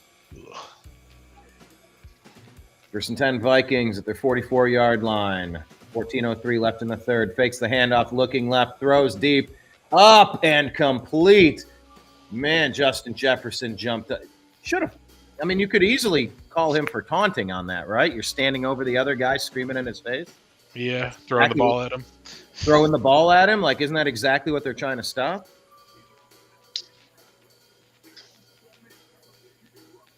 Like, that's a penalty all day long. Unless you want that type of activity, and then you get fights, and that's what they're trying to stop with those penalties. Anyway, 1st and 10 in the Browns territory at our 35-yard line. Fakes the handoff. Wentz looking, throws it complete across the middle. 1st down and more, down to the 20-yard line. Jordan Addison on the play. Darren, where's this good Browns defense? I don't know. Not getting pressure against this terrible offensive line of the Vikings. Like, their offensive line might be more banged up than ours.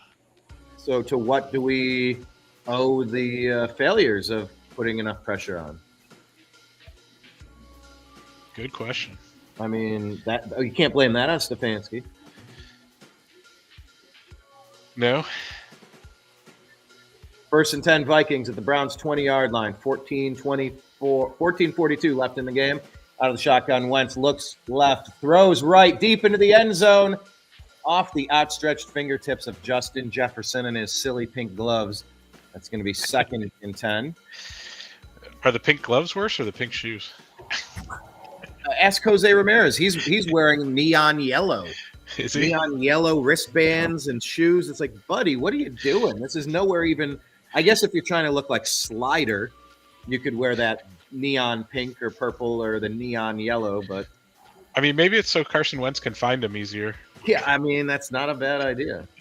All right, 2nd and 10 at the 20-yard line. There is the handoff off the left-hand side. Oh, he makes a man miss. Who did he make miss? Tell me that wasn't Schlesinger that went down. That's going to be a 1st down run. Breakdown in coverage on that one. Who did he make miss? He just did a little bit of a stutter, and that was all that it. Oh, that was Newsome he broke down. Yep. Oh, that's embarrassing, Newsom. Tough drive for Newsom. He might be costing himself some money on this drive. Browns do have the lead 10-7, hoping they can stop him here. First and goal at the Browns 6-yard line. Man in motion.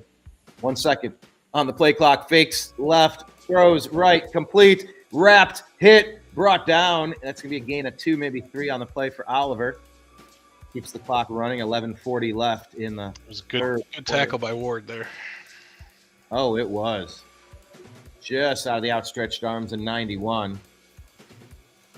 Yeah, Denzel made a nice low hit, wrapped up the ankle, and held on long enough to get some support and bring him down. Second and goal from the 3. Wentz out of the shotgun, one back formation. It's going to be a handoff up the middle, in for a touchdown. Terrible drive there. Yeah, that's not what you wanted. It's not what you want coming out of the halftime. Mason with the touchdown. Well, put to bed the rumor that Carson Wentz might be done for the game.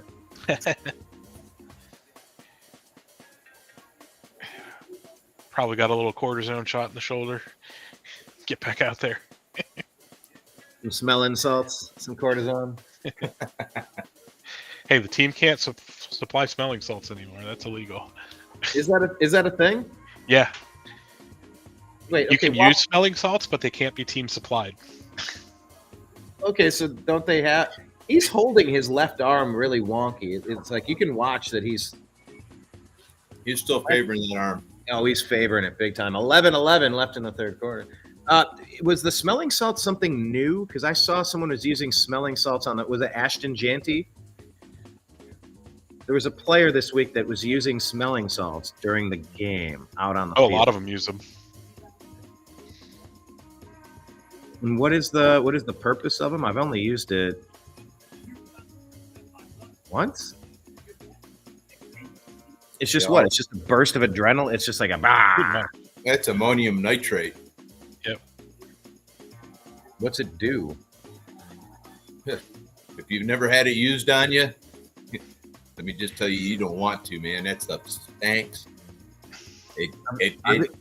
I've eaten wasabi at a sushi restaurant before.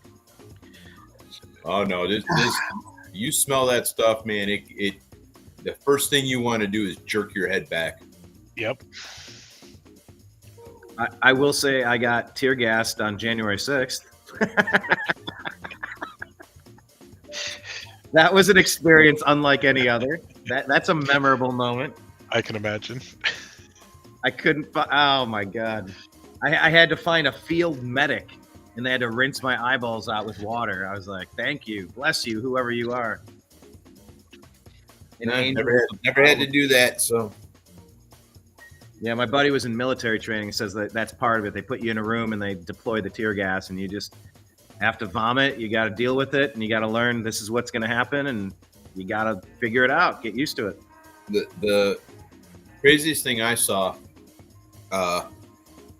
you remember Polaris JVS here in Middleburg Heights, right? Do I remember what in Middleburg Heights? Polaris JVS, the Joint Vocational School. Yeah. Right. So we're doing the make safe for when they did the construction on it about 4 years ago. And they showed the cadets for their police security class, and they had to do tear gas spray or not tear gas, pepper spray practice and they're literally getting sprayed with pepper spray. It was one of the funniest things we watched, and we literally sat down and went, let's watch and see how this plays out. So the team can't provide them anymore, but someone brings them to every game? Yeah. The players can bring them. And they just didn't want to encourage it because it's not healthy? Yeah, I mean, they're kind of a first aid tool. They're used to wake people up from a fainting spell or something, or fainting spell. Like, and it gives you a quick boost of adrenaline is all it does. Like that scene in Pulp Fiction with the needle. Yep. Yep. You see weightlifters use them a lot too before they So attempt a big lift. All right, Dylan Gabriel coming out 13 to 21, 102 yards and a touchdown on the day. Browns take over at their own 31-yard line, trailing 10 to 14 against the Minnesota Vikings in England. Gabriel tries to make a play, but they blow the play dead again. Illegal formation. Legal formation. Too many men in backfield. Judkins once again, another tough run gets called back. He's getting sick of this shit. Yeah, it's about 80 yards a run. He's had negated. If I had hair, I'd be pulling it out right now.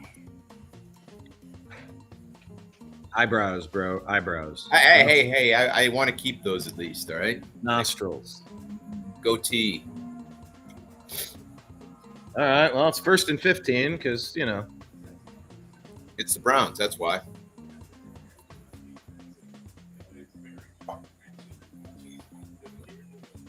$176 yards rushing from Quinshon Judkins the last 2 games. The rest of the team, -1 yard.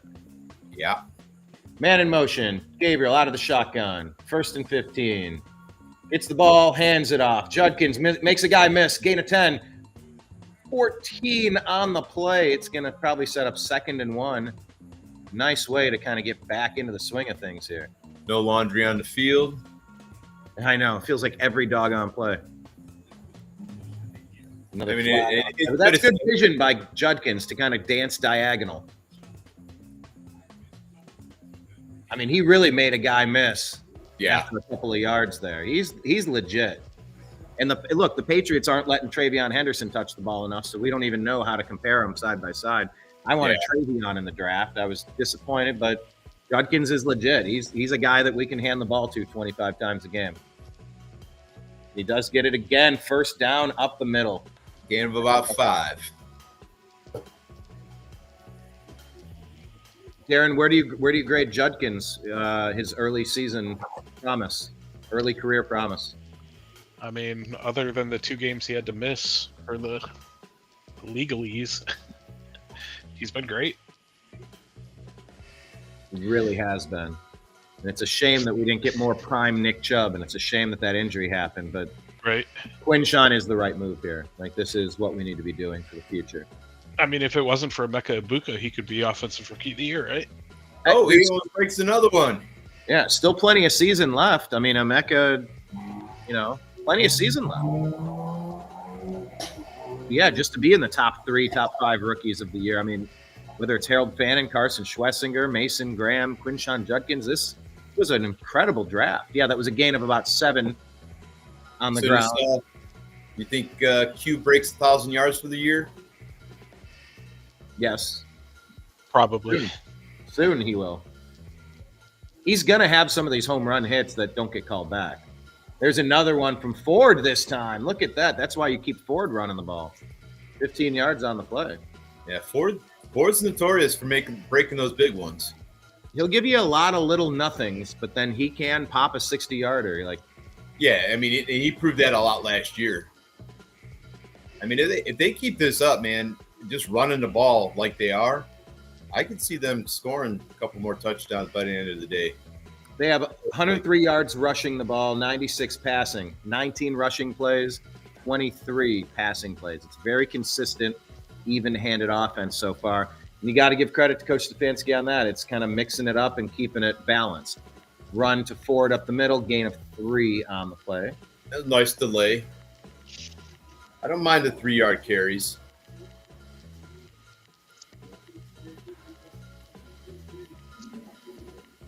Judkins in, Ford out. I do want to get your thoughts on the Shedeur Sanders media controversy of the past week, maybe after this next play. 2nd and 7, 3rd quarter, 7.5 on the clock. Browns trail by 4, but they are driving at the 38-yard line of the Vikings. Gabriel rolls left. Oh, baby, go, baby, go, baby, go. At 20. That's where I think Judkins is better than Ford is out of the backfield catching the ball. Yeah. He proved he can do that in at Ohio State too. Yep. That's why I wanted to see him at the goal line more. He is a load coming downfield. As for the Shedeur Sanders, You know what? Hold on. We're in the middle of a good drive. Let's hold right, on to the Shedeur thing. It's such an irrelevant topic, but when it's boring, we'll talk about it. At the 20, 1st and 10. Fakes the handoff. Oh my goodness. He's blasted in the backfield. Gets it to Njoku, who hurdles. And gets up and says, "Are you not entertained?" He looks at the crowd and says, "Are you not entertained?" Holy athleticism. Njoku's a beast. Oh my he God. got over the top. Man, that was beautiful. All right, I'm here for it. I am here for it. Whoa, Nelly. 2nd and 4, Browns at the 14-yard line of the Vikings, trailing by 4. 6:06 left on the clock. Gabriel hands off. Joe, who is that up the middle? That might have been Sampson. That was Judkins. Oh, It was? looked like Fannin. All right, it Yeah. was Judkins. Thank you. It's going to be a gain of 3. Judkins trying to get up. He wants all the smoke. He is Josh Naylor. He wants all the smoke every time. There's nothing wrong with that, man. He wants to, well, as long as we're not getting called for over-aggressive yapping. 3rd and 1. Are we in 4-down territory? Who knows? Let's get a touchdown so it doesn't matter. 3rd and 1. Vikings, 11-yard line. Gabriel out of shotgun, man in motion. Hands off, Judkins. He's corralled. He's lassoed. Man, that was a high tackle, man. I want to see the replay because it almost looked like he got grabbed around the neck, almost in the face mask. They're going for it. They're calling for the big heavies. Quick polling of the crew. Darren, do you like going for it here? 4th and 1, yes or no? Yeah. I like the call. All right. Why do you like it, Darren? I mean, you've got Judkins. Willie, what say you? I like it because we've been moving the ball on the ground, and they're going to do the same thing again. They got Harold Fannin Fannin, the up back. Maybe Fannon's going to get it. Let's see. It's Judkins. Head down. Boom. Boom, baby. First down. 1st and goal. 9, maybe 8-yard line. 1st and goal. Cleveland Browns. He had to make an attempt there. He had to go low and bounce off of that attempted tackle. I mean, he went lower than the guy who was diving at his ankles. And he made sure to keep those knees off the ground. That was great. I liked how he covered up that ball, too.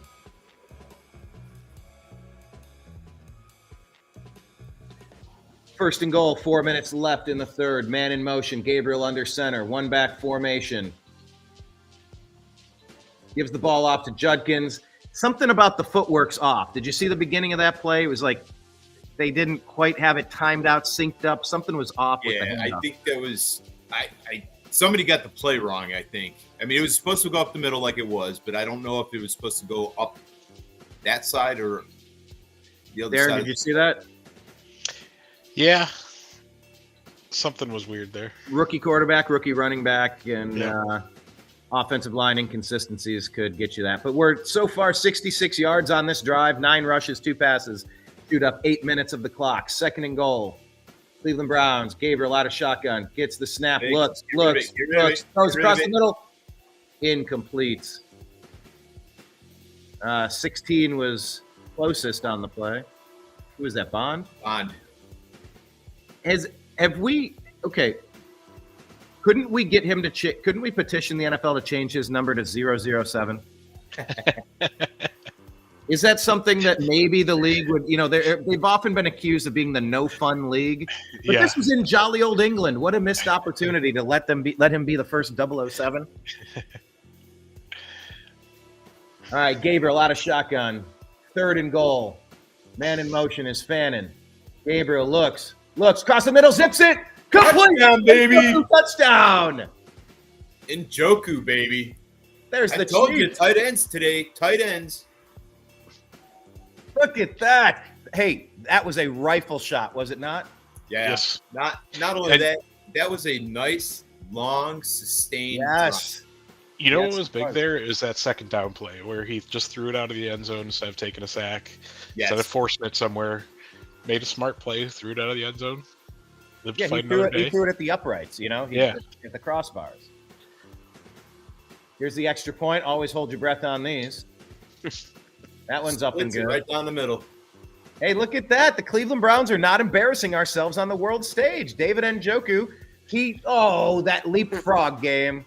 It only makes sense. It's only fair that he gets to cap this one off with a touchdown reception. Browns take the lead 17-14. So here's what I was thinking about last night. Can you say this was a no-win situation for Stefanski? If Gabriel comes out and looks good today, then what were you doing the past month and a half? And if Gabriel comes out looking terrible, Stefanski's the one who drafted him and recruited him, basically. Yeah, I wouldn't call it no win. I like your question. I like your question. Look, I think that there's some value to being a rookie and watching a veteran Super Bowl winning MVP lead the team professionally. You know, not all of the fault of our failures on offense have been from Joe Flacco. Our receivers are dropping crazy passes. Yeah, they are. You know, so like I don't blame Flacco for 100% of the problems. I give him 20%, 25%, 30% if you're being a third, 33%. I know you're the math guy, Darren. Fine. A third of the problem was Joe Flacco, but that means 66% was not. So if Dylan Gabriel gained a little bit of composure, understanding of easing into the systems, the concepts, the people, the lifestyle change, it's a lot to take in.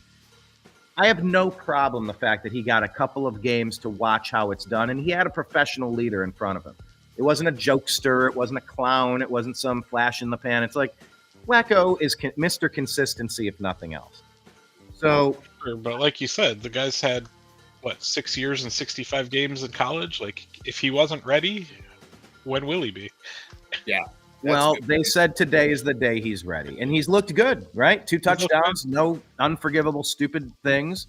We have the lead, like he's doing everything you could hope for. Yeah, he's been efficient. That's all you could ask. Yeah, that's the truth right there. Hell, So, I yeah. started him in a couple of my fantasy leagues. Oh my gosh, did you really? Yeah. He's got 2 touchdowns and 150 yards receiving at this point. Yeah, I think I started Harold Fannin in one of my leagues at tight end, so I would like to see something out of him while the game is young. But I'm gonna top off my coffee, gentlemen. I'll be right back. Alrighty. Yeah, I forgot who I got starting this week. Let's see. That was an 8-minute, 6-second drive for the Browns, by the way. Hey, Slick Willie, go across the NFL and give us the other scores. The other score for the week. Hold on, I gotta pull that up. No, not for the week. I mean for today, because you're done giving us that update. It's done. Yeah, the scoring recap for the week so far. The Browns are up on the Minnesota Vikings 17-14. And there is no other action today, currently.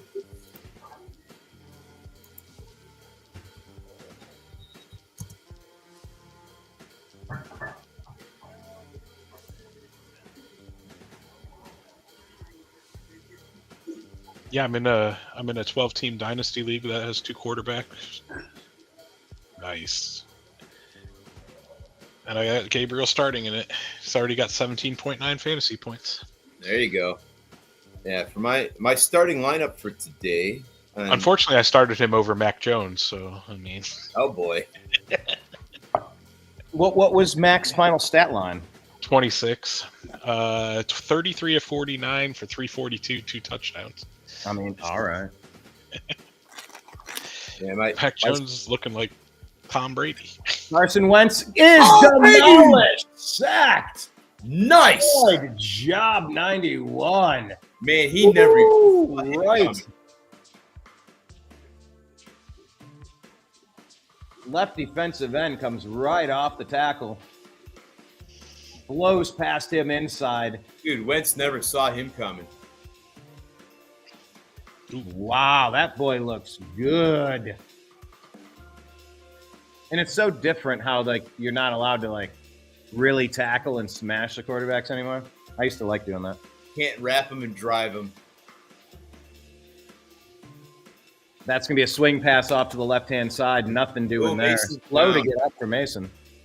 He's still down. He's He's holding his thigh. Maybe it might be his knee. This didn't look good. Or maybe his abs. No, he went for his leg. Both his legs were elevated. Maybe it's his hip. I don't know. We'll see. We're gonna head off to a commercial. Commercial break. How about the Shedeur thing? Back to the Shedeur. Any thoughts? Can someone summarize what happened with Shedeur? He was asked a couple questions, and his answers. My response isn't for how should we say this? I'm gonna go back 4 years ago. Where's the adult in the room? That's my take on it. I mean, So here's my take. The guy was asked a stupid question, and instead of saying something dumb, he said nothing. He made it look like he was talking, but he said nothing. It's better than saying something dumb. I think the media overblows it, and Yeah, my only problem with it is the aspect of, it doesn't put him in a good light. That's all. Yeah. I mean, no, that's fair. And that's my take on it. I mean, I'm not, does he eventually get a shot this season? Well, hold on, let me rephrase that. If Gabriel keeps on playing like he's playing today, I don't think Sanders is going to get a shot this season. And I wouldn't doubt that we don't use him as trade bait down the road. Yeah, barring injury, obviously. But yeah, if Gabriel looks this good over the next couple of weeks, then Sanders never sees the field. If Gabriel comes out next week and throws 3 interceptions, maybe he does. You want to know the crazy part? If there was a story that came out that Shedeur told the Ravens he didn't want to go there and be the backup to Lamar Jackson. Yeah, and he would have been starting this week. He would have been playing this week. Yeah, that's insane. It's sometimes what's that Garth Brooks song? Some of God's greatest gifts are unanswered prayers. And sometimes we can force our way into or out of things. I know I did when I played Little League Baseball. I wanted to go to the majors, but they thought I would benefit from one more year in the minors. And I complained and I whined and I talked to my dad, and then he talked to the coach, and they put me up in the majors, and I was terrified of that ball. It was too fast. I wasn't ready for it, and I just stopped playing. I talked my way into a situation I should have been out of. And Shedeur might have talked his way out of playing for the Ravens this week. Go figure. Anyway, my whole take on it is I have zero. I'm not going to bash Shedeur Sanders a single time. He's a kid. He's a happy-go-lucky kid. Let's see what he's got. I have zero time to find energy to hate the kid. Like, that's just where where's the offside? Evades and goes down. It's not going to be a sack, but Miles gets him 3 yards ahead on a scramble. Did you see that little burst that Miles put on at the end there? Yeah. That guy's got a second gear like nobody else. I think right now, this season he is in his prime. Yes. And we probably got his prime for this season and next. Well, I mean, LeBron James, it's like, oh, well, this is his prime. Well, he's had like 15 years of prime, 20 years. Right. I mean, I don't know. Who knows? Every time we think we've seen the best version of Myles Garrett, we get another gear to shift into. And great job by the Browns defense, 3 and out. On 4th and 16, Browns offense gets the ball again. Goody special teams, though, unable to get the ball. It's going to go down inside the 5. Doggone it, 84. The 2 yard. Where do you rank? There's laundry on the field. Let's see what this is. Where do you rank Myles Garrett on the all-time Cleveland Browns list? As player? Nobody beats Otto Graham. Jim Brown is the greatest of all time, and he's overrated. Can it be both? Can the Beatles be the best band of all time and be overrated? I think you can. Like, I don't personally love the Beatles all that much. We got a couple songs that are okay, that are fine. Like, I get it. They've sold the most, and that's fine. Was that a weird question? Was that a weird pivot? No. So he's number 3 for you? Well, could Jim Brown be the best running back of all time and be overrated because he? I don't think Jim Brown's the best running back of all time, though. They think he's one of the top running backs for Cleveland. I don't know. I mean, he was a game changer. We're supposed to say that he was the best, especially being in Cleveland. Like, he just happened. Yeah. Stipe Miocic is the best WW or WC. What is it called? WWE. No, Stipe World Dana White. UFC. MMA. Too many anagrams. Too many. UFC. Speaking of UFC, did you watch the fight last night? I forgot it was on. Oh my gosh. What'd we miss? Pereira's a bad man. Oh, maybe Izzy could be here because he fights. He boxes out in Los Angeles. He doesn't do MMA. Who was it? Carrera is the bad man? Pereira. How bad did he beat him? He took his title back in 80 seconds. Nicely done. I knew it was going to be. I didn't think it was going to be that quick, but I thought it was going to be a quick fight. Blasted him with a right and then took him down and elbows to the head. How was the undercard? Undercard was good. Yeah, I'm big into watching a lot of the undercard in like the pre-fight stuff too. That isn't on the pay-per-view part of things. Right. You see, so I'll never forget. I forget now what two ladies were fighting, but it was it was the fight that happened in late August. I got the pay-per-view for. I host a card game every month. We got the fight and the undercard. Two ladies, man, they peppered each other so bad. Their faces at the end of the match. The one girl, her nose is broken in 2 spots, and her nose looked like the letter S. See, I don't like watching ladies fight. I don't want to see that. I don't like it. It is what it is. Hey, that's what's his face, the comedian. Yeah, Will, or what's his name? Out of our end zone, gain of 1, 2, 1 on the I remember him from the We Are the Millers, and I can't think of his name. I'll pull the information up here. IMDb. Well, he does that show where he's the soccer coach. Yeah, I'll tell you that too here in a minute. And I got the. All right, fourth quarter, boys. Oh, you're ahead. 3-point lead. All right, I got 2nd and 8 with 22 seconds left. Darren cannot pause. He's doing a good job disguising what's happening. I appreciate it. I'm trying. I appreciate it. From the 2-yard line, Quinshawn, nice run. That's going to get us to the 9-yard line, 3rd and 1. Man, yep. Now we enter the fourth quarter. We're leading by 3, folks. We have a little bit of a buffer zone here. We're up by 3 with the ball. A first down would be crucial. Dylan Gabriel. Go ahead. Really? It was Jason Sudeikis. Yes. And he's in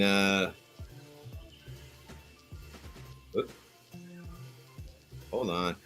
All of a sudden my phone is acting up.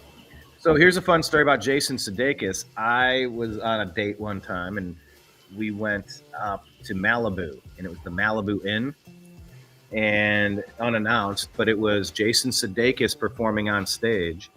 Nice. And it was Taylor Hawkins on drums. It was a side band that they do called Chevy Metal. Nice. And so, like, they actually, you know what? They covered the Beatles. I'd have been more impressed if it was the Rolling Stones. They might have done that one too. It was a long night, fellas. So, Ted Lasso is the current show. Ted Lasso, thank you. What's the character? Yeah. The guy's name, Jason Sudeikis. Yeah, and he plays Ted Lasso. Yeah, pre-mustache is when I saw this. Had to be 2013, 2014. And he's got the mustache just for this series, from what I understand. Rest in peace to Taylor Hawkins, by the way. Yes. Hell of a drummer. Oh yeah. Who's your favorite drummer, guys? What band do you like listening to for the percussion, Darren? Ooh, that's a good one. I mean, Chad Smith is amazing. Yes, I'll agree there. But I mean, how do you beat Neil Peart?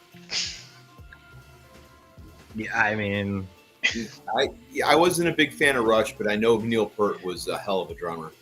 and that's a little bit like my Beatles thing. It's like they're not my favorite, but I get it. I respect it. It's just not. Now I'm gonna go. Rush is not really my cup of tea. Like Geddy Lee singing, I'm like, it's not. I don't know. I'm gonna go a little. Yeah, as far as technical drummers, like Neil Peart's one of the best.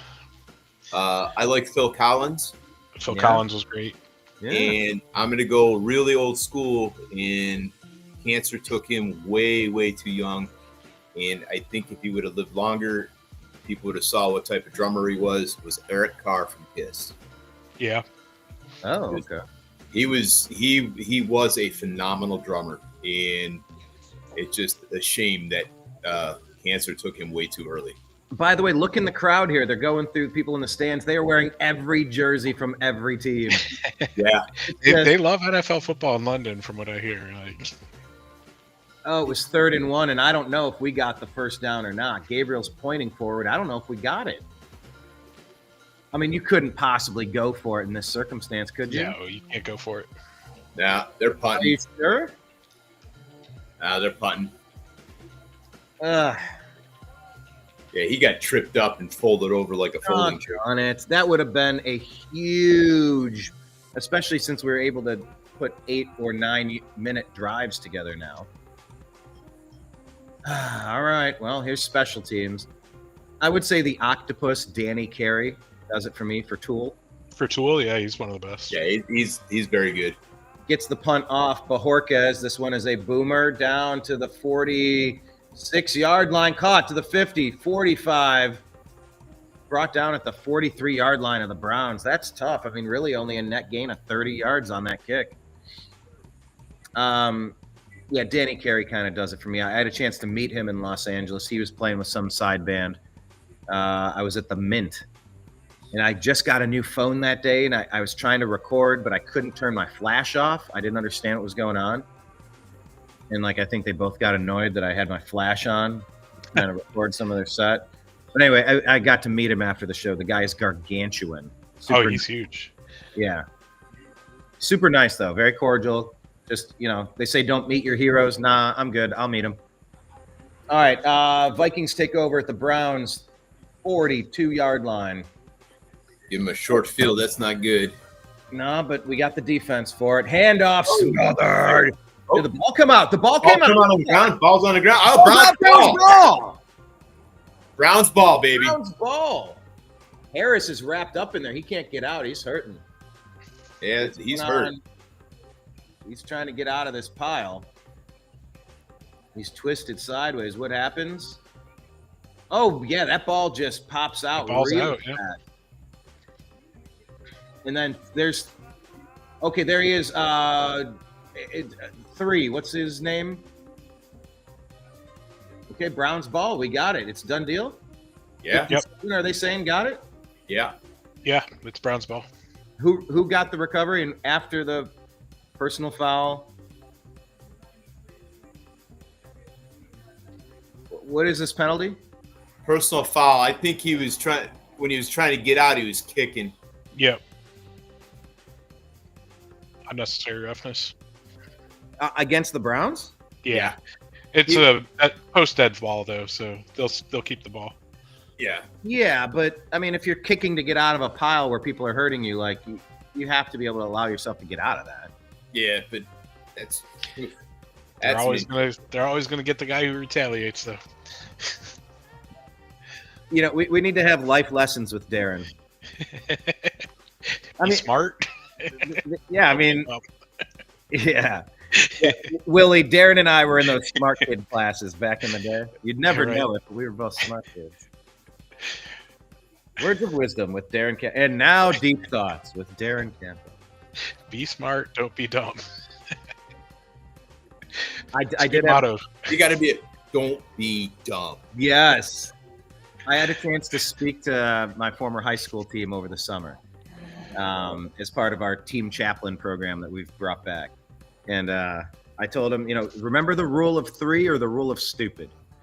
Don't go stupid places with stupid people doing stupid things. It's the rule of 3 or it's the rule of stupid, whatever you want to remember. Don't go stupid places with stupid people doing stupid things. One stupid decision you'll miss the whole season. Your whole career could be over. Just don't do stupid shit, guys. Like, look at Josh Gordon. If one person took that message and avoided something really stupid, I'll be so happy, I mean, that's just the summary of Josh Gordon's career, right? And it's a shame. He didn't deserve that. He didn't deserve that. He didn't follow rules, man. I mean, he did not. No matter how dumb the rule is, it's a rule. But he was on an airplane after his season ended, and there was a beer on an airplane, so he got suspended. And it's like, what even is this? What are we doing? I don't know. He got suspended for a beer once the season was over. I know. To me, that's one of those ones I don't get. I don't know. I've said a lot of times, I got nothing. I got nothing. All right, so they're going to show the play here. Replay. Carson Wentz hands up. Who was the guy that fumbled it? Who was 57. It's 36 was the one that put it on the turf. McGuire is the one that knocked it up. Okay, he got blasted in the nuts. Oh, is that what happened? All right, Dylan Gabriel out of the shotgun at the 30-yard line. Oh, a lot of pressure. That ball is incomplete. They're trying to run it back like it was a live ball. Fewest offensive snaps with the lead entering week 5. The Browns have only had 2 snaps with the lead. Entering week 5, yeah. Today 4? Oh, okay. Yeah. All right. Well, we got to keep it moving. This is how you win the game. Pace Jr. That's Ivan Pace Jr. It's his dad is the reason why we played in the state championship. He was ineligible. Handoff, Judkins up the middle, gain of whoa! Call it 6. He's still going. Yeah, 6. He is a load.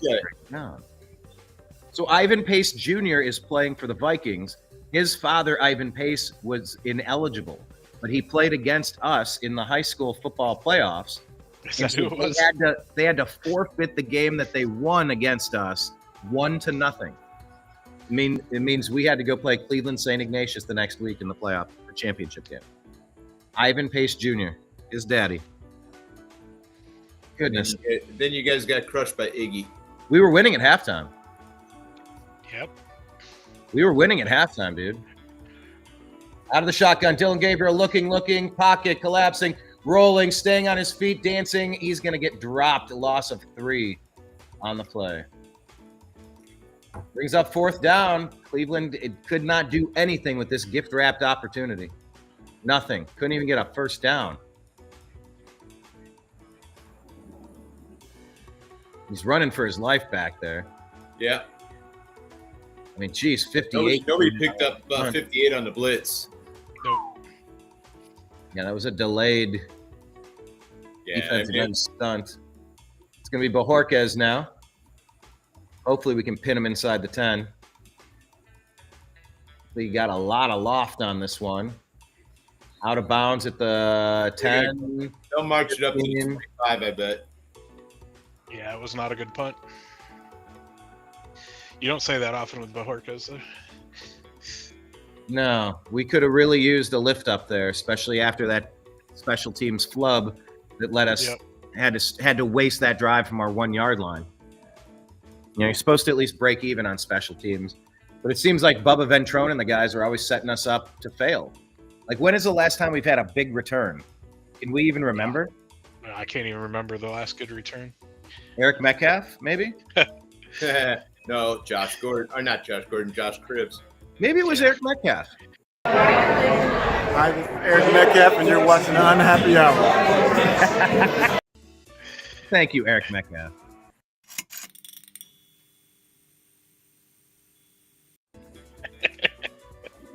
Good stuff. Yeah, Josh Cribbs. Yeah, since Cribbs, man, we really haven't had a stellar return man. And Phil Dawson gave us a lot of good special teams kicking moments, right? Yeah. Man, they had, 27 pairs of shoes just to establish what shoes he was going to wear for a game, depending on the wind, the weather. Did he really? Dude, he had a whole bunch. Actually, I think it was higher even than 27.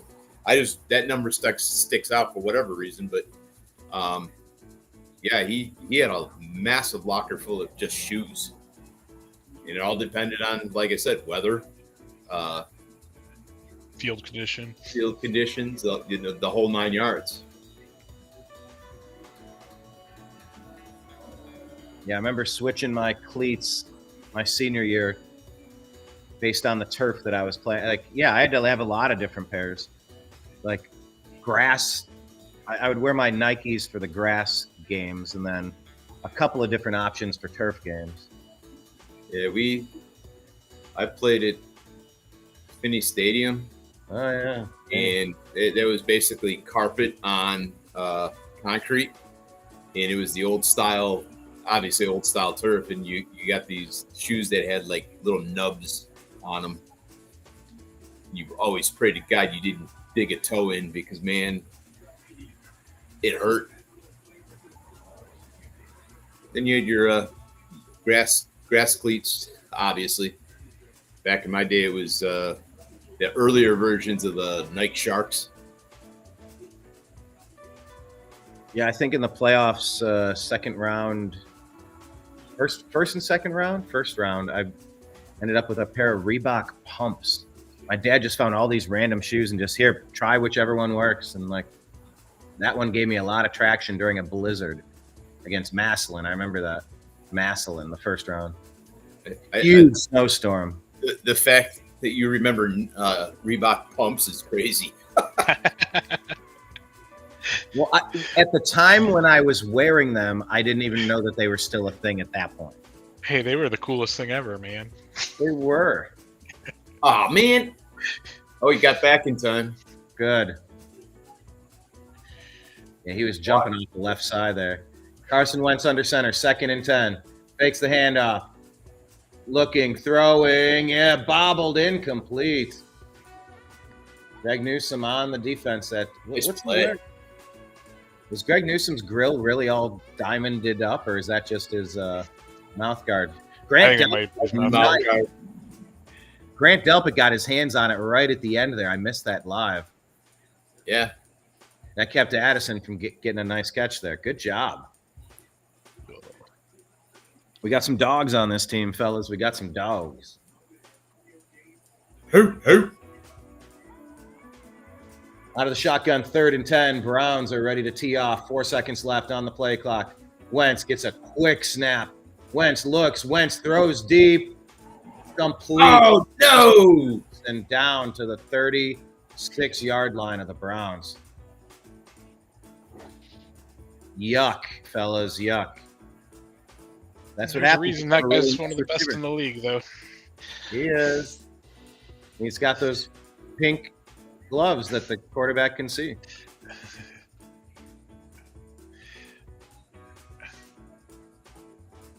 Yeah, he's really high pointing it, catching it at the top of the jump. Yeah. These balls are sailing high, and they're perfect for Jefferson to get it. There's a quick swing pass out to Jefferson.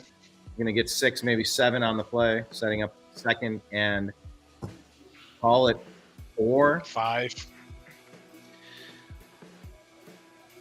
Most receiving yards per game all time. Justin Jefferson is about 9 yards more than anybody else in history. 2nd and 5, we'll call it 10:42 on the clock. Vikings trail by 3, now in field goal range. Browns 32-yard line. Wentz under center. Expect a run here. Motion to the left. Oh, fakes the run. Pressure. Zips it up and out of the completion zone on the ground. Incomplete. That's going to be 3rd and 5. Browns finally got some pressure on him. I feel like we haven't been getting a lot of pressure on him this game. What's going on with that? I don't know. I'm not seeing anything they're doing. They're not doing anything special. Wentz is just getting rid of the ball on time.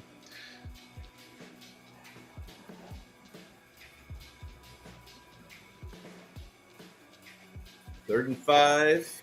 By the way, getting a message. We'll have a cameo post-game. 3rd and 5. Wentz with the ball. Pocket collapses. He ducks. He goes down. 96 gets the sack on the play. That was another group effort. Malik Collins. There's some pressure. Finally. And that was what? Did Miles push him into Malik Collins? Looking at the action there. I mean, it really did. It did just collapse around him. And that's what happens when the defensive ends lock down the corners. It pushes you right up into the tackles. Garrett actually had not much influence on that play. He was on the ground. That's true. 51-yard field goal attempt. This is very missable. Snap. Here we go. Oh, he misses it. Yeah, baby. Good. Let's go. Denzel Ward flying in again. Look at this replay. Yeah, I don't think he hit it. He didn't touch it. It just went right. Yeah, buddy. What is going on? Go ahead. I said I don't think he got a piece of it, but I'm sure he influenced that kick. He did not get a piece of it, but my goodness, he is flying like Superman back there. A few weeks in a row he's been doing this. So if we're going to bash our special teams, let's give Denzel and the field goal block squad some credit here. They're doing something unique off the edge that's getting all that pressure in.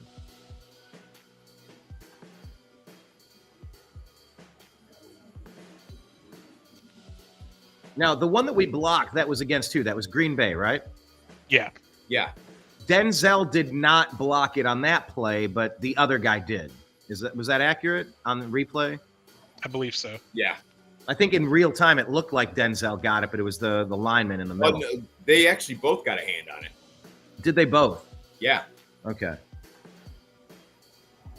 So look, agree or disagree, we need to give some flowers to our field goal block unit, right? Sure. Okay, then we will agree.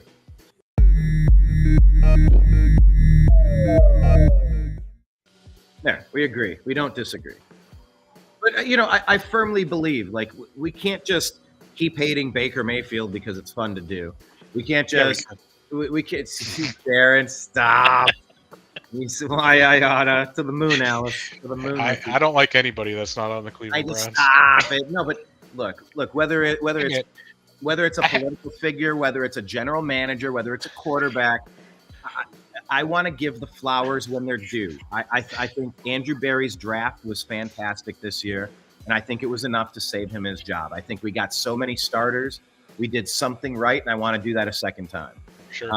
And I'm very down on our special teams with the Cleveland Browns, but that right there on field goal block, Denzel Ward, even though he didn't get his hand on it, he influenced that shank. Yeah. And I want to make sure we credit we don't just want to bash for bashing's sake. I'm just calling it as I see it, I'm just saying, I got an autographed Chubb jersey. I had to take off my wall. I'll take it. Hey, I'm not getting rid of it. It's just not on my wall anymore. So you're straddling the fence. It's okay. So it does matter, but you don't want to admit that it matters. All right, Dylan Gabriel, 1st and 10. Browns carry the lead, 17-14 with 9:41 left in this game. Under center, Gabriel, hands off, Judkins. Everybody expected it, including, there's a late flag. What is that, a late flag on? Why would you call a flag that late unless – holding. That play was over. What do you – okay, guys, what are they even talking about here? That play was so far over, like they were blowing the whistle. The play was dead. Are we the most penalized team in the league this year? How's that holding? I mean, if it was 72 that rode that guy's back the entire play, I guess fine. He did sort of earn that. I thought it was at the end of the play when he was already stood up. The forward momentum was done, and they were calling him dead. Forward progress. All right, 1st and 20. Gabriel looking, checks down Njoku. That's going to get back maybe 9 yards, setting up 3rd and 12. I'm sorry, 2nd and 12. 8:57 left in this game. Browns, if they can get a couple first downs and chew this clock apart, they could theoretically win this game. Yeah, they could. 2nd and 9, they're going to call it. All right. Giving them credit on 11. Bill and Gabriel under center. Some pre-snap recognition. A lot of fingers being pointed. Browns at their own 42-yard line. Hands off Judkins. Judkins with some room. 45, 50, 45 down to the 43-yard line of the Minnesota Vikings. We are getting into field goal range. So 988 snaps played by rookies this year from the Cleveland Browns. That's the most in the NFL. Carson Schwetzinger has 30 tackles. That's second most by any rookie in the league. Also, Quinshawn has 79 yards rushing a game. Average. And that leads all rookies this season. That's what I'm saying. Andrew Berry, nobody was more anti-Andrew than me. But this year, he saved himself. All right, Browns under center, 44-yard line. Fakes the run. Throw. Whoa. Way too tall for Njoku. He put a little bit too much cheddar on that one. Gabriel's mad. Darren, what'd you see there? I missed it. Oh, yeah, way too much cheddar. It was an incomplete. It was bad touch, and it was bad. He just put too much heat on that pass. Yeah, but it wasn't in the right spot either. Most penalties in the NFL. We do have the most? No, Jacksonville does by far. What's but that? Jacksonville's 3-1, and we have their draft pick. Why are they winning these games? Yeah, that's true. There's a run up the middle. Browns are going to get a few on the play. He's got 112 yards on the day, he said? He's good.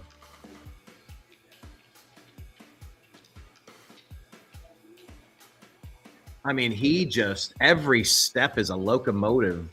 112 yards. It's a chug. You can see it when he. Well, and don't forget, that's taken 70 yards off. He should be in the 200 category at this point. Right. Out of the shotgun, Dylan Gabriel looking, throwing into the sidelines. Brings up 3rd and 7. You know, this is where you win games. I'm sorry, that's 4th and 7. What do we do? Are we going for it or are we kicking? Where are we at? Where are we at on the field? That's it. What's it say on? Oh, I think you. Oh no, Bojorquez is out.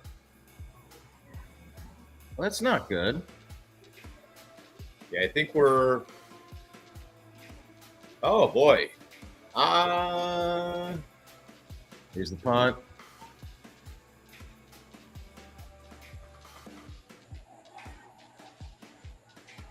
Oh, nice. No. They're calling it in the end zone, I think. What?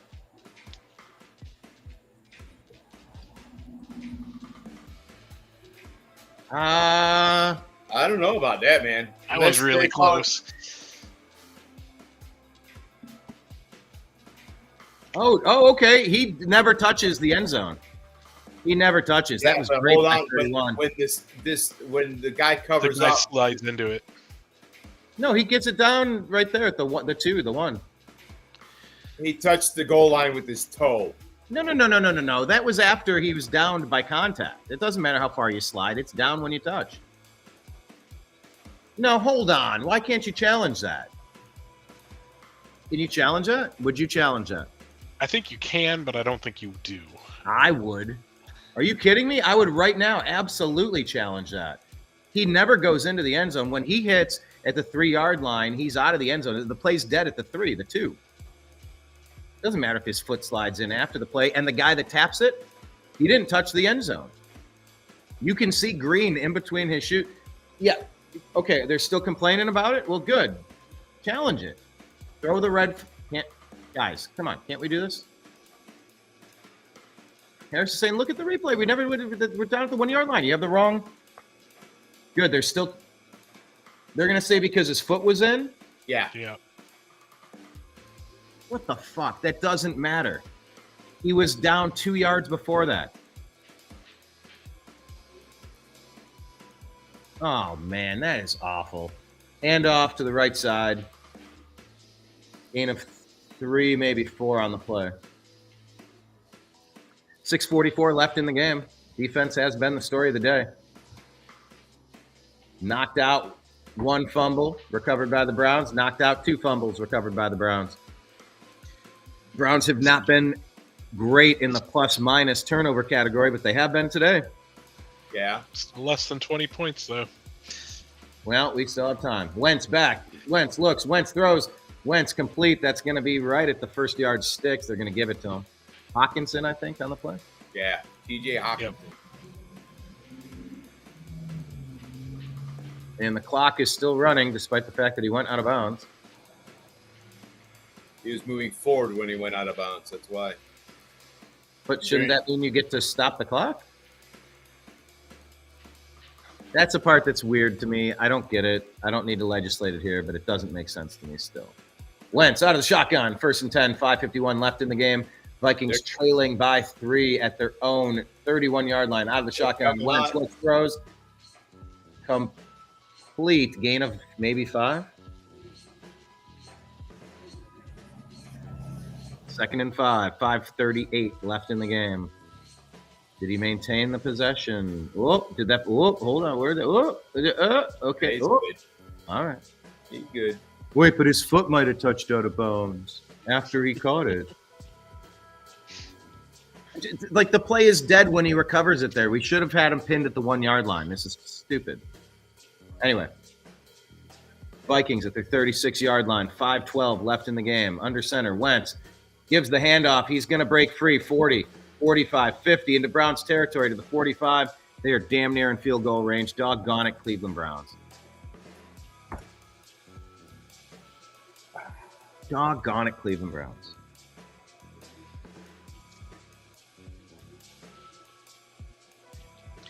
You say it looks like it's coming back? Are we going to find a way to snatch defeat from the jaws of victory? Oh, wait a second. This whole, defeat from the jaws of victory. Oh, Huber, more like Goober. Remember this guy? Yeah. Huber, more like Goober. Okay, that is clutch. How do we like the officials now? I think they're doing a pretty darn good job. They're calling it even. It's just still too many on both. Yeah, he definitely held him. Saw the jersey stretch.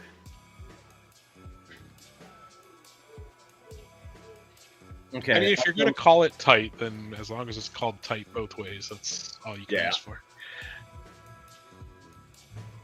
Tight.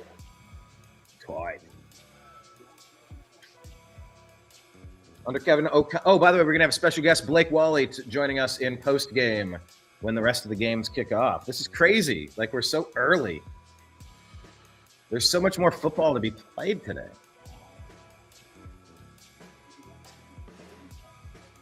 What are the marquee matchups in the next game? I don't even know who I want to watch. I'm not sure. I better not mess with the TV because they'll get off the sync. 2nd and 8, 4:54 to go. Wentz throws it. Hawkinson complete. Browns wrap him up like an ant finding a stray piece of sandwich on the ground on a hot summer's day. Was that a little too convoluted? Too convoluted. A little bit. I'll try to tighten that up a little bit. I don't know. He was wrapped up like a blanket. Oh, my, Yeah, if a pig in a blanket fell out of somebody's amuse-bouche hand in a fancy art gallery extravaganza and all the ants swarm it like the Browns deep. All right, I'll stop. 3rd and 11. Out of the shotgun, Wentz gets the ball. Wentz looks, pocket collapses. He's hit. He's down. Down. Collins' second flag. Shoot. He'll be holding on the Vikings. I hope. Huge defensive plays. That's the inside stunt that gets it. Where is There's the hold. There's the hold. I see it. 67 on Garrett. Yeah, Browns are coming off the field. Malik Collins. Am I saying his first name right? Malik? I believe so. Yeah. Browns, great job forcing the punt. From his They own needed that one 7, there. he 3 blasted. minutes. We need a long, sustained drive. There you go, 30, 35, 40. Out to the 41-yard line. Was that Laverdane? Yeah. Am I So here's pronouncing? the thing. Gabriel's going to have to make a play on this drive because you can't just run the ball 3 times up the middle.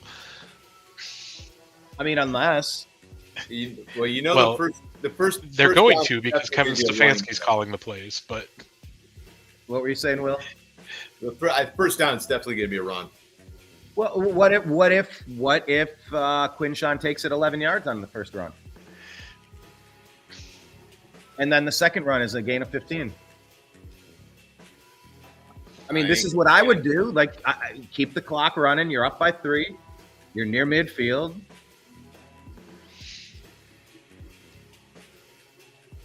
I mean, it's pretty much as expected because they're crowding the line of scrimmage. Dylan Gabriel on the day, 17 of 29, 146 yards, 2 touchdowns, no stupid mistakes. What's his Browns passer have 2 rating? That's what takeaways I on the day, so we are up in the takeaway category. What's that, Willie? wonder what his passer rating is. It'll show you on ESPN. What does it say? His QBR is 99.4. I was thinking 96, but that's about where I thought it was. Last time we had a quarterback with a passer rating like that was Baker Mayfield. Baker freaking Mayfield, buddy. All right, 3. Oh, sorry, no, it was Flacco 2 years ago. Oh, that was a nice season too, yeah.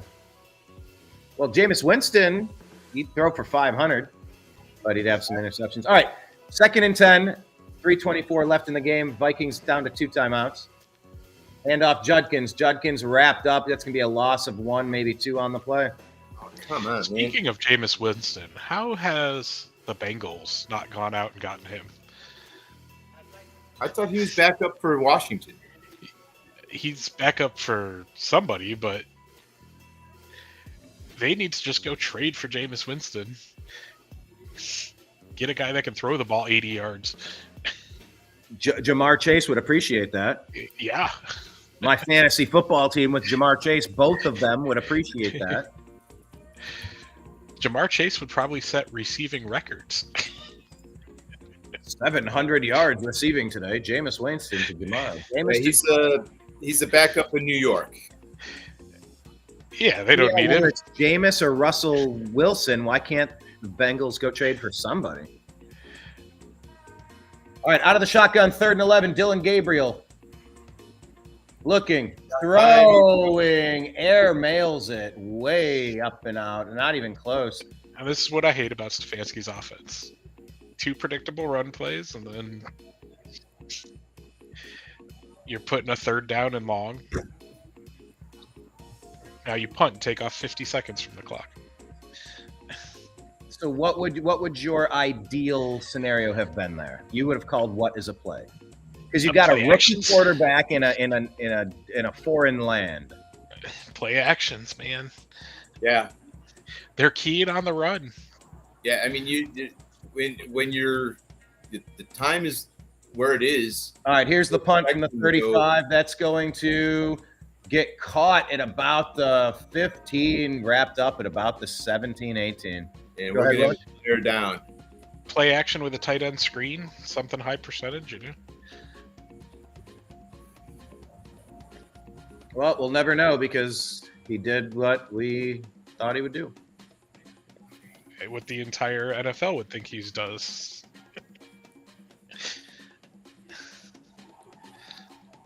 We're not going to be talking about snatching the victory and losses today. Let's just win this game. We've got. Let's be. I want positivity unless the circumstances call.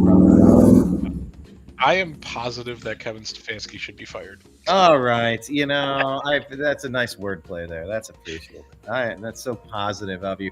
All right. Prince Harry under center for the Minnesota Vikings.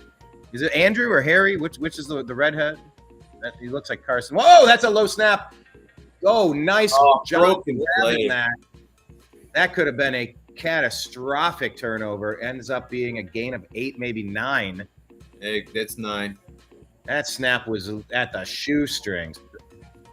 Barely able to hand it off. 2nd and 1. Prince Harry under center for the Vikings. Gets the snap, looking, throwing, completing, getting tackled. Gain of only a couple, but that's all they needed for the first down. Clock continues. 2:30, 29, 28. Tick, tick, tick, tick, tick. 1 timeout remaining for Minnesota, trailing by 3 points to the Cleveland Football Browns here in jolly old England. 1st and 10 Vikings at their 32-yard line. Wentz with the snap, pump check, throws it, completed, gain of 5 on the play. That's taking him down to a 2-minute warning. Doesn't he look like Prince Harry? Yeah. 2-minute warning. Droopy Dog. What's up, Droopy Dog? Oh my God, guys, we didn't get embarrassed on the national scene. Like we've played a respectable game, win, lose, or draw. Let's not talk about ties. Ties don't belong in the NFL. The Monday Nighter? Yeah.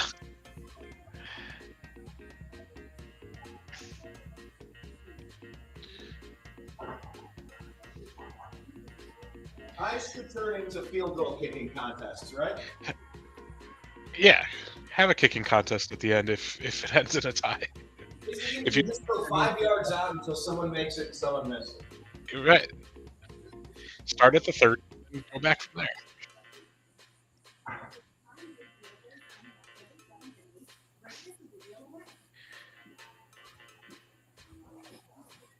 No, ties should not exist anywhere. Except for European soccer. Yeah, because the sooner that's done, the better. Yeah, that's right. Hey, don't knock soccer. My nephew plays, and my nephew is very good. Matter of fact, my nephew just got a letter of recognition from a scout. And my nephew's only 12 years old. I know. So that was pretty impressive. I forget the guy's name, but he was big in I forget now whatever league the Columbus Crew is in. I can't think of the name. Major League, MLS, whatever. Yeah, MLS. The guy is a scout for one of the San Diego teams that played in the league, and like I said, my nephew got a letter of recognition, which is pretty damn cool. Bravo. Oh, and doesn't Jimmy Haslam, he owns a soccer team, so like he should have nonstop great kickers? Right. But that's true. Like it's a kicker pipeline because he owns a soccer team. You just gotta. You would think, right? There's good money in being a kicker. You could make a lot of money being a kicker, more than you'll make playing soccer. I think the rugby players have a better chance of being good kickers, though, right? Well, rugby players have a better chance of being good football players. Yeah. Kickers are not football players. Sorry, Nick Gargano. No offense. But I told him the same thing to his face 1,000 times. Droopy Dog says he's been cutting wood 4 cords this morning. He's tired. Well, the Browns defense has been chopping wood. 2nd and 4, 2-minute warning. Vikings at their own 37-yard line. Yeah, they're gonna. They make it fourth down. They're gonna be going for it. Out of the shotgun. Wentz with the snap. Wentz looks, throws underneath, first down. Yes, yard line. To the Browns' 47-yard line. 1:49 left on the clock. Do not want to give up any more yards, people. No more yards. Browns 48-yard line. Vikings out of shotgun. Wentz looks. Wentz throws to the right side. Complete. That is right into field goal range. 1:28 left in the game. Tick-tock, Justin Jefferson. Oh, good grief. Did he land? Yeah, 2 feet down. Yeah, they're in field goal range at this point. Come on. Timeout, Cleveland. Would you take a timeout here? I think you have to. You have to. Why give them more time? They're already in field goal range, so Yeah, I mean, not losing anything. Yeah, I mean, I'm looking at it as, saving clock for ourselves, potentially. Yeah, but you're giving them more time to prepare to take some shots into the end zone to get the win. Why not just let it play? Let the time tighten their own sense of urgency. Why give them? That's how I'm seeing it. Not to save ourselves for another chance. You screwed that up by letting them get in this position. You don't have the luxury of that. I get what you're saying. I mean, it's just Out of shotgun, Wentz.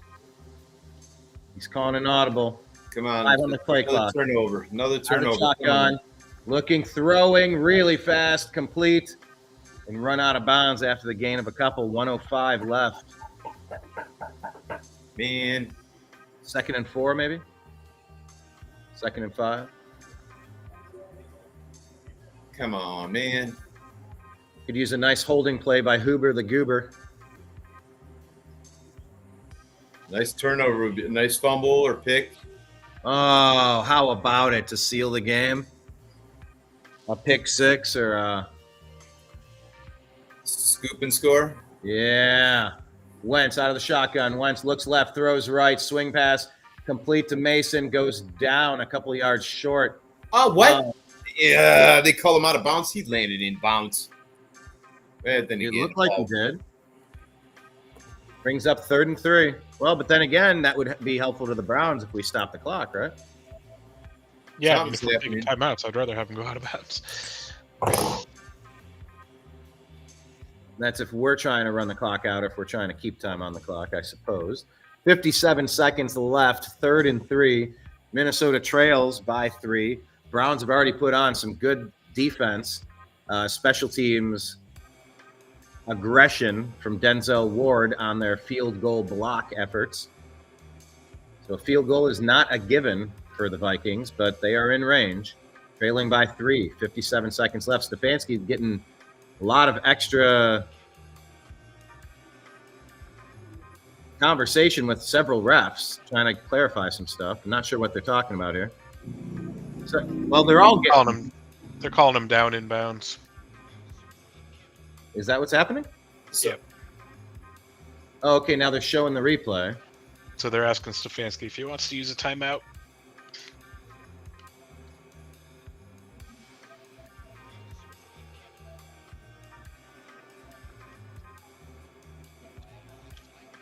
Oh, okay, so you're saying the left knee comes down right, or the right knee before the ball, out of bounds. Well, it was a good effort by Mason, but I guess they put 2 seconds back on the clock, and the Browns use a timeout.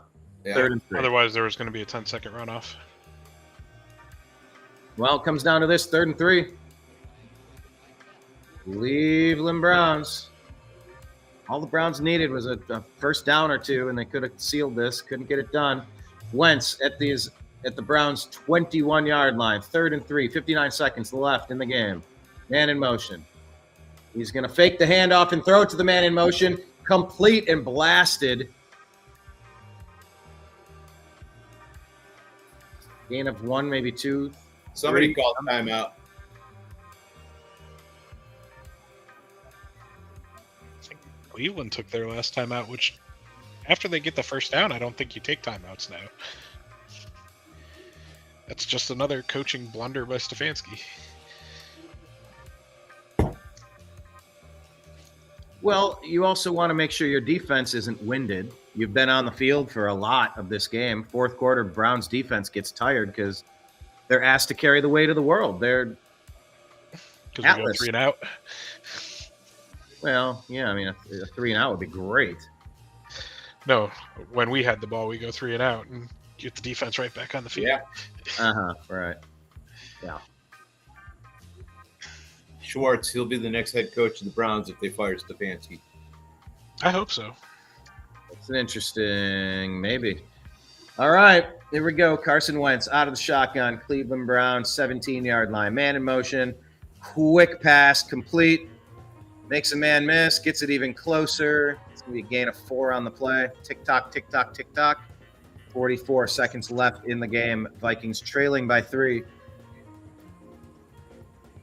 Oh, come on, man. Come on. What are they going to try to do here? Out of the shotgun. 34 seconds left. Yo, rally cap time. Ball start. Wentz throws. That's a touchdown. Vikings take the lead. You got to be kidding me. So maybe not take that time out there. No, that's Maybe not take any of those timeouts like I was saying in the first place. The pressure that they are under by not having timeouts, let them feel that pressure. Why even bother wasting 25 seconds to go? Now we're down by 3 with a chance to make it 4. If we could block this. Maybe have a 4-minute offense that doesn't involve running up the gut twice, then throwing an incomplete pass and punting.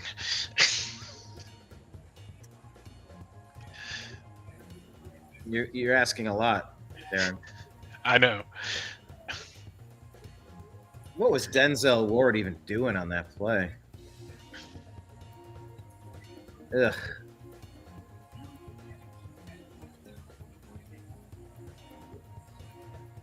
Does J.J. McCarthy get his job back? Maybe not. I don't know.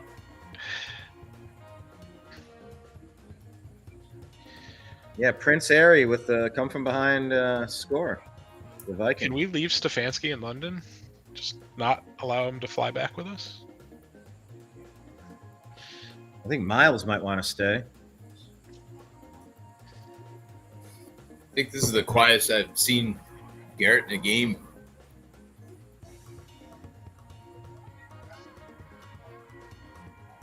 I mean, we put a little bit of pressure on, but not enough. Here's the kick from the Vikings. If we could have ever used a big-time return, it would be now. 10, 15, 20, 25. Down to the 30. 21 seconds left in the game. That's where we take over. Field goal's not going to do it. Yep. No timeouts remain. 3 plays left, maybe 2. I mean, there's no timeouts. We wasted them.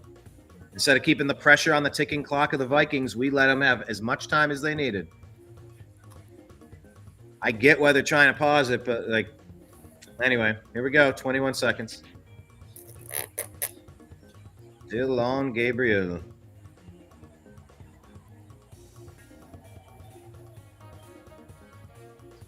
Complete over the middle. All right. Hurry it up, hurry it up, hurry it up, hurry it up, hurry it up, hurry it up. 11, 10, 9, 8, 7.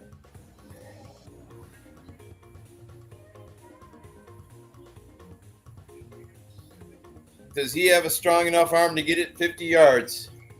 Substituted. He's got an arm. So you don't bring in Flacco. You don't bring in Shador. You can't bring in Shador. Oh, he can't? No, he's emergency QB only. And that's only through an injury? Yeah, only through injuries or ejections he could play.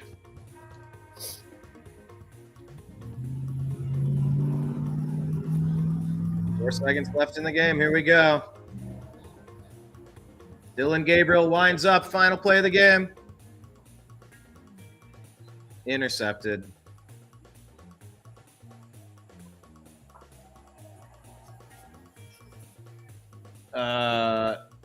Wait a minute. Hold on. What's going on? Is there a flag? No, Minnesota called timeout.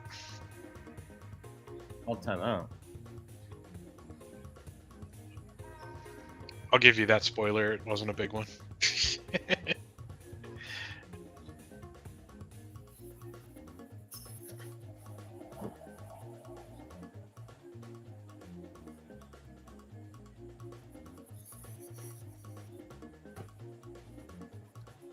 Well, what went wrong for us in this game? And we still got one more play left. No, wait, hold on. Who did what and what happened? That was an interception? The Browns got one more play because they called timeout before the snap. So we have one more play. Oh, okay. That Hail Mary didn't happen. Nope. That Hail Mary did not happen. Darren, have you seen the end of the game yet? I'm about to. Okay, don't say Hey, anything. don't say nothing. Put it on mute, Darren. Put your shit on mute. I'm not saying anything. 2nd and 10. Dylan Gabriel at the back end of the logo near midfield. Browns chuck it across the middle of the field. Oh, and out of bounds. Did he get out of bounds? No. Nope. By 1 second. He was 1 second shy.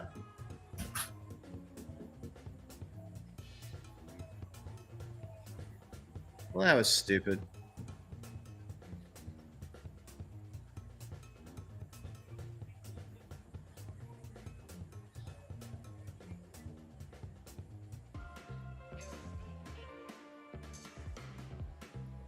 All right, so what do we take away from this? Less than 20 points. Can't win in Again. the NFL.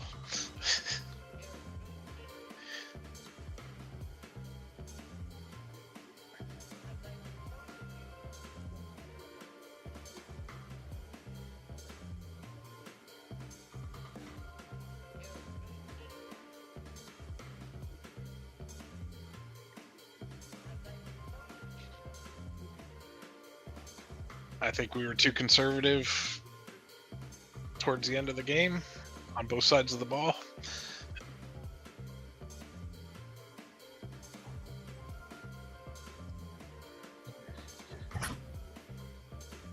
I think you're right.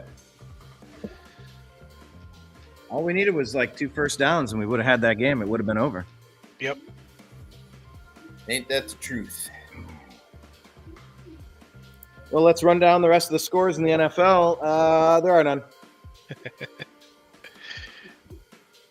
That's so weird, not running down the other scores. Yeah, it did. I was like, what are we going to do for filler today? Well, college. Darren, how much you watch college? I didn't watch much yesterday, but I did see a couple of the upsets. Well, congratulations to this little punk over here, Blake Wally, wearing his Minnesota Vikings gear. Welcome aboard. How are you, sir?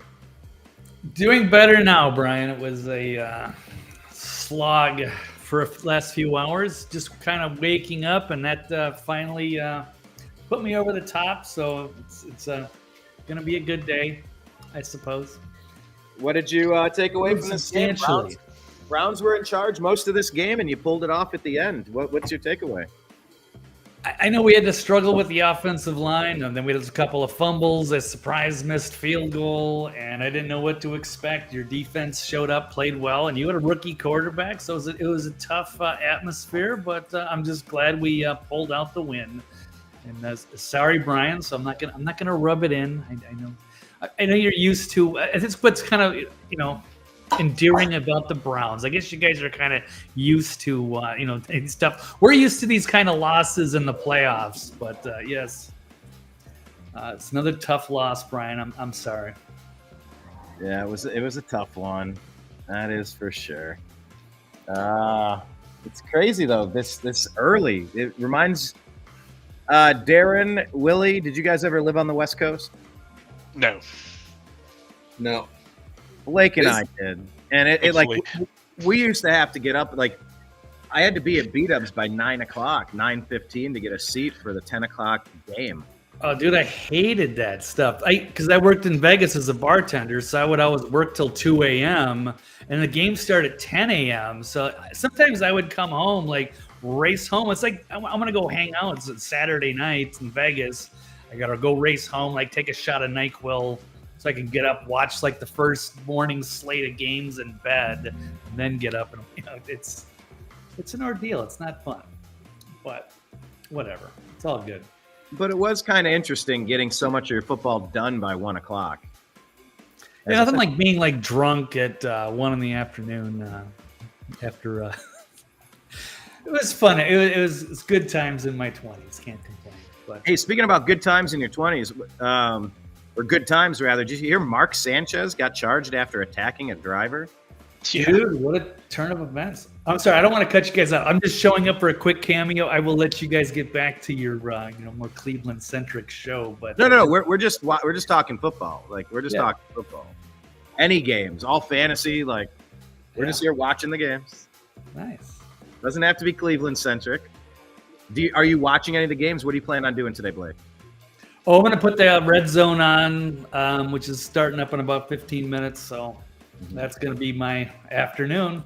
I don't even have to change the channels. Just let it rip. That's the best way. You, Brian, do you have the Red Zone? Well, look, we're going to be watching all the games. We're going to be talking about everybody who's scoring. Like we just hang out here, Yeah. If we were sitting at a bar, we're talking to the people next to us, Or No, that's great. I think it's an awesome little gig. But yeah, I got my TV in the other room, so I cannot participate with that. But it's been delightful, Brian, and thank you for the invite. It's good. It's only every 4 years that we get to play each other, so historic. Well, last time was in London, or was it in London? I don't know. We went through this the other day. We played once in 2023, 21, or 20. Yeah, I don't know, 17. I forget. It's a rotation. It's like clockwork. Every 4 years we play AFC North, or you guys play the NFC North, whatever. But anyway, you guys led the last one, I believe. There's another defensive. That was a 14-7. That was a really 21 to 14. That was, or 17. That wasn't very off. It was pretty close. It was a tight game today. Well, we'll see you again in another 4 years, Brian. Yeah, we got too conservative. Did you feel it as a Vikings fan that we got too conservative toward the end of the game on offense and on defense? Like allowing you back in? Do on offense. You're going to run the ball. You want to control it. You don't want to put too much pressure on your rookie quarterback. So, I mean, I guess they could say they should have burned more clock because that last drive they only burned like 11 seconds, then 3 and out, and then gave us the ball back. Yeah, I guess we could complain about that without analyzing it too much. Excellent. Hey, I know that guy. What's up? Oh yeah, you guys know each other, right? Yes, we do. We have hugged it out, man. You know what? As you see my text, Brian, throughout the game, we've seen this script too many times. It's and I kept texting other friends who actually had wagered and taken the Browns and the 3.5 points. That no, the way this will play out, we've watched it. It's a movie we have watched too many times. Again, as I've texted you, we can't score 20 points. As good as our defense is, I don't totally blame them because, look, it is the end of the game, and sometimes that's just where you find yourself. But the play calling on the last series for those 3 plays, 11 seconds. We watched it just play out in real time. We watch it all the time. And we want to have a level of optimism, with Dylan. But, I mean, come on, guys, it's one game. I mean, it's one game. Give me more. So, I want to have hope, but this is why this team can't win enough. We saw some positive things today, though. We saw some positive. Dylan Gabriel, 2 touchdowns, no stupid mistakes. It is, but at the end of the day, I don't care how good your D is. You've got to be able to score more than 20 points in the NFL to consistently win and win double-digit games. You just have to. And how many times is it the same song and dance yet again? They can't move. We watched Carson Wentz score 21 on the Browns D. Give me a break. Seriously. Preach, Isn't Michael. he like a washed-up QB? We thought we had him out of the game late in the first half with a shoulder injury, and yet he's throwing darts down the field. I mean, Preach. this is a lot of passion. I've been 50 years. I moved to Cleveland, Ohio when I was 6 years old. And literally, again, at least all I can say is the last 25 years have been a train wreck. And I don't see it getting any better. We had a very good draft. Quinn Sean, Mason Graham, Carson Schwessinger, right? I will not deny that. But ultimately, a lot of things do, regardless of how good your defense is. If you can't score, fellas, you're going to lose a lot of football games. And that's where we find ourselves. If you can't shore up the position under center, it's an issue. And I want, again, as an eternal optimist, I want Dylan to succeed. But historically speaking, in the league, he will be an issue. But just because of height and a lot of what you need in that position. They showed that graphic how few snaps the Browns have taken in the lead this whole season, like 2 snaps all season long with the lead. It's shocking. And what did I text you? I texted you when we were up 17-14, probably somewhere in the third quarter, late third. It's like, if we don't get another TD, this team will not win this football game. They have to show they can go down and win the game. So if you give the opponent too many opportunities, they're going to take advantage of it. That's just the way it is. Yeah, you said we won't even win 5 games with this. Blake, how's your team doing? Like, what do you think? Project the rest of your season. What do you think you're going to be doing? Darren, thank you for jumping. Yeah, as he blazes that Minnesota Vikings, I love it. Yes. And the T-Wolves behind him, that's snazzy. I know I didn't have time to download the graphic. I wanted to jump in. No, it works. It's nice. It works. Yeah, it's all good. You're all Minnesota. That's all that matters. Yeah, it's been a rare time when both teams have some positives going. So there's a lot of injuries for the Vikings. It's going to be a challenge, and it's a tough division, and trying to sort out the quarterback situation and whether it's Wentz doing well and ride the hot hand, or we'll see if they can work in McCarthy, or if McCarthy's the real deal. I don't know. So too many unknowns. There's a lot of talent, but again, it's not going to be easy. So we'll see. I'm just trying to be. I'll try to be optimistic, and that's all I can do. So all right. Well, stay optimistic, right, Blake. I know you were going to bounce into the other room. Yeah. So all right, guys. Good luck. Take care, Blake. All right. Take care. Continued, Blake. There he goes. Yeah, it's been quite a go, Michael, Ray. It's been as I'm pulling into Cincinnati to go to the Bengals Lions game. Oh, really? Is that a Lions fan behind you? Is that a Barry Sanders jersey? Well, yeah, because Molly's 2 boys, are big time Lions fans. So, well, nobody's perfect. Well, there's generational futility. They have seemed to find a way, And again, I think where a lot of Browns fans would want to be is just win 10, 11 games. Just get over that hump. Just be scratching the playoffs every year, going in, finding a level of consistent success that we really haven't found for the last 25 plus years.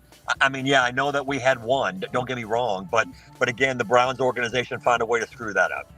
If you're the Bengals, do you trade for Russell Wilson or Jameis Winston? Or do you keep going with Jake Browning?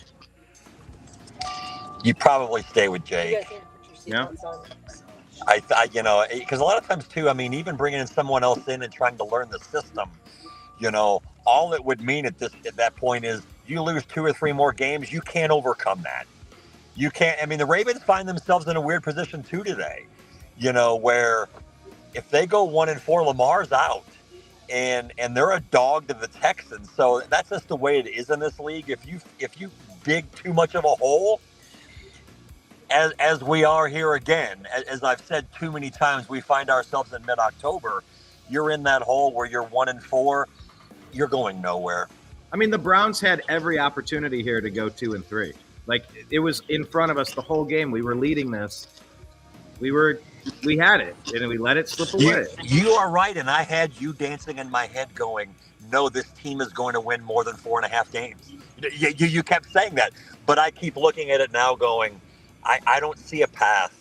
I don't even think at times where, depending where we play games to, where we're even better than the Jets. Now, some optimism with running the football, and going, man, I like how Q's running the ball. Yeah. And yes, we've had significant contributions from rookies. That is promising. But again, too many bullet holes. Where we don't score enough. We flat out don't. And that has been a problem with Stefanski a lot of times. Well, I mean, I never envisioned a scenario where you could divorce Kevin Stefanski from Andrew Berry, but now I do. I think there was a very good draft with a lot of good players, and we accumulated an extra first-round pick next year that we can do whatever we want with. And maybe for the first time in Berry's history, I don't know. Let's be careful. But yes, you're 100% correct. It's the same script. Maybe Berry could outlast Kevin Stefanski. Like I didn't think that might be possible. Maybe he could outlast. No, and you know what? I think there was hope. A lot of times when we had Nick, we would go pound it with Chubb, and we would take over and control games, and we would hold the ball for 5, 6, 7 minutes and run out the clock and control. And that's what I wanted to see. Yes. In the last 15, 20 minutes of this football game, and we didn't get it. If we could have. And I know at one point I saw the stat. I mean, Q had 21 rushes for 112 yards. So what is that, 5.5 a carry? I mean, but then at times where he had breakout plays and going, oh, here we go again. Laundry on the field. More mistakes. That was like a 70-yard touchdown run. We got the fumble, and there was an unsportsmanlike conduct. And then here we go. Move us back 15 more yards again. That was like a 70-yard touchdown by Quinshawn Judkins that they took off the board from us. And if we get that 7 points, that's a totally different game the whole game. Kind of got robbed of that opportunity. No, and again, as I was screaming through the entire second half, go get that extra touchdown and go up 24-14, and you don't, and this is the end result. They played it too tight. Well, you're going to the Bengals game today. You said you're playing the Texans. Who are you playing today? The Lions. That's right. You got the Lions. Who you want the Bengals to win, of course. Do you think they will? No. No, it's like when I was in Vegas last week and I bet against the Bengals because my head knows where to play it. What is the line on that game? 10? 14? Yeah. I think it was 9.5, 10. Yeah. I mean, because the last two games the Bengals have played, they got beat 28-3 last week, and then I think the weekend before it was 48-10. That's what I'm saying. Like 30, they got mollywopped. They're getting, pardon the fun. Yeah. They're losing by 30. I couldn't take the Bengals plus 9.5. No way. I couldn't take it. It's currently at 10. It's at 10. That's not enough for me to jump in. And I think, unfortunately, Zach Taylor is going to be gone. He'll be gone. Good possibility. Miami, we think he could be gone pretty soon. Their head coach down in Miami. Yeah, there's a few coaches that are this time of year. The heat starts getting turned up on the coach's seat. That's for sure. Right. Well, I hope you guys have a fantastic time in Cincinnati. Send my regards to everybody in the car and everybody you're meeting up with.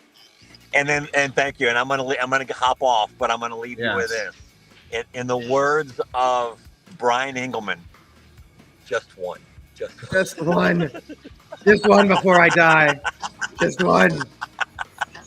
Just as I've said, I just want to feel the 2 weeks, even if we don't win, of what it's like in between the AFC Championship and again, I got 2 Lions fans in the car who have never sniffed that either.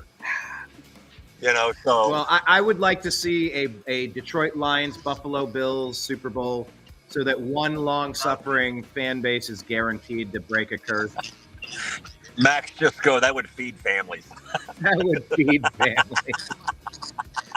I mean, wouldn't that be great, though? Like, if you were guaranteed that a first-time Super Bowl champion was about to be created, And it's not the same stupid Yeah. Mahomes. Like, enough. It gets so old. It's not good for the league. No, and you know what? I think the way this year's playing out so far, I mean, it's something we could see. Yeah. You know, I don't think the Chiefs are as dominant. The Ravens are having issues. So, yeah, we could see some fresh blood, which would be really exciting. Really exciting for Bad Bunny. I'm going to leave you on that. All right. See you, man. Take care, Michael. Bad Bunny chatter. Nice. William, any thoughts on any of that from Michael Ray? I was passively listening. Sorry. Yep. No, good. But yeah, you know, he's actually going to do a game that's going to mean something. So, look, the Browns could have won that Bengals game. We could have won this game today. I mean, Yeah. we're right in it. We're not embarrassing ourselves. Just a couple plays away. ain't Or that so the we truth? say. So, well, on that note, my friend, I got some grass to cut. I thought you were going to go golf. Yeah, the two people I text while we were watching said no, they got to cut the grass themselves and do Well, shit. yard work. Now that you mention it, I probably need to do the same since it's been raining. I don't want to today, but maybe I should. Yeah, that's kind of how I'm looking at it. Plus, All I right. got, Well, how great is this that it's not even 1:05 and our game is done? We're not locked into this all day. yeah. So, All right. Well, Okay. thanks for hanging out. Good time, Willie. To be continued. this is- All right. We'll see you again soon. all right, bye. Go Browns. There goes Slick Willie, everybody. Cleveland Browns drop a heartbreaker today. Snatch defeat from the jaws of victory. Browns lose to the Vikings. And with that, I'm going to sign up.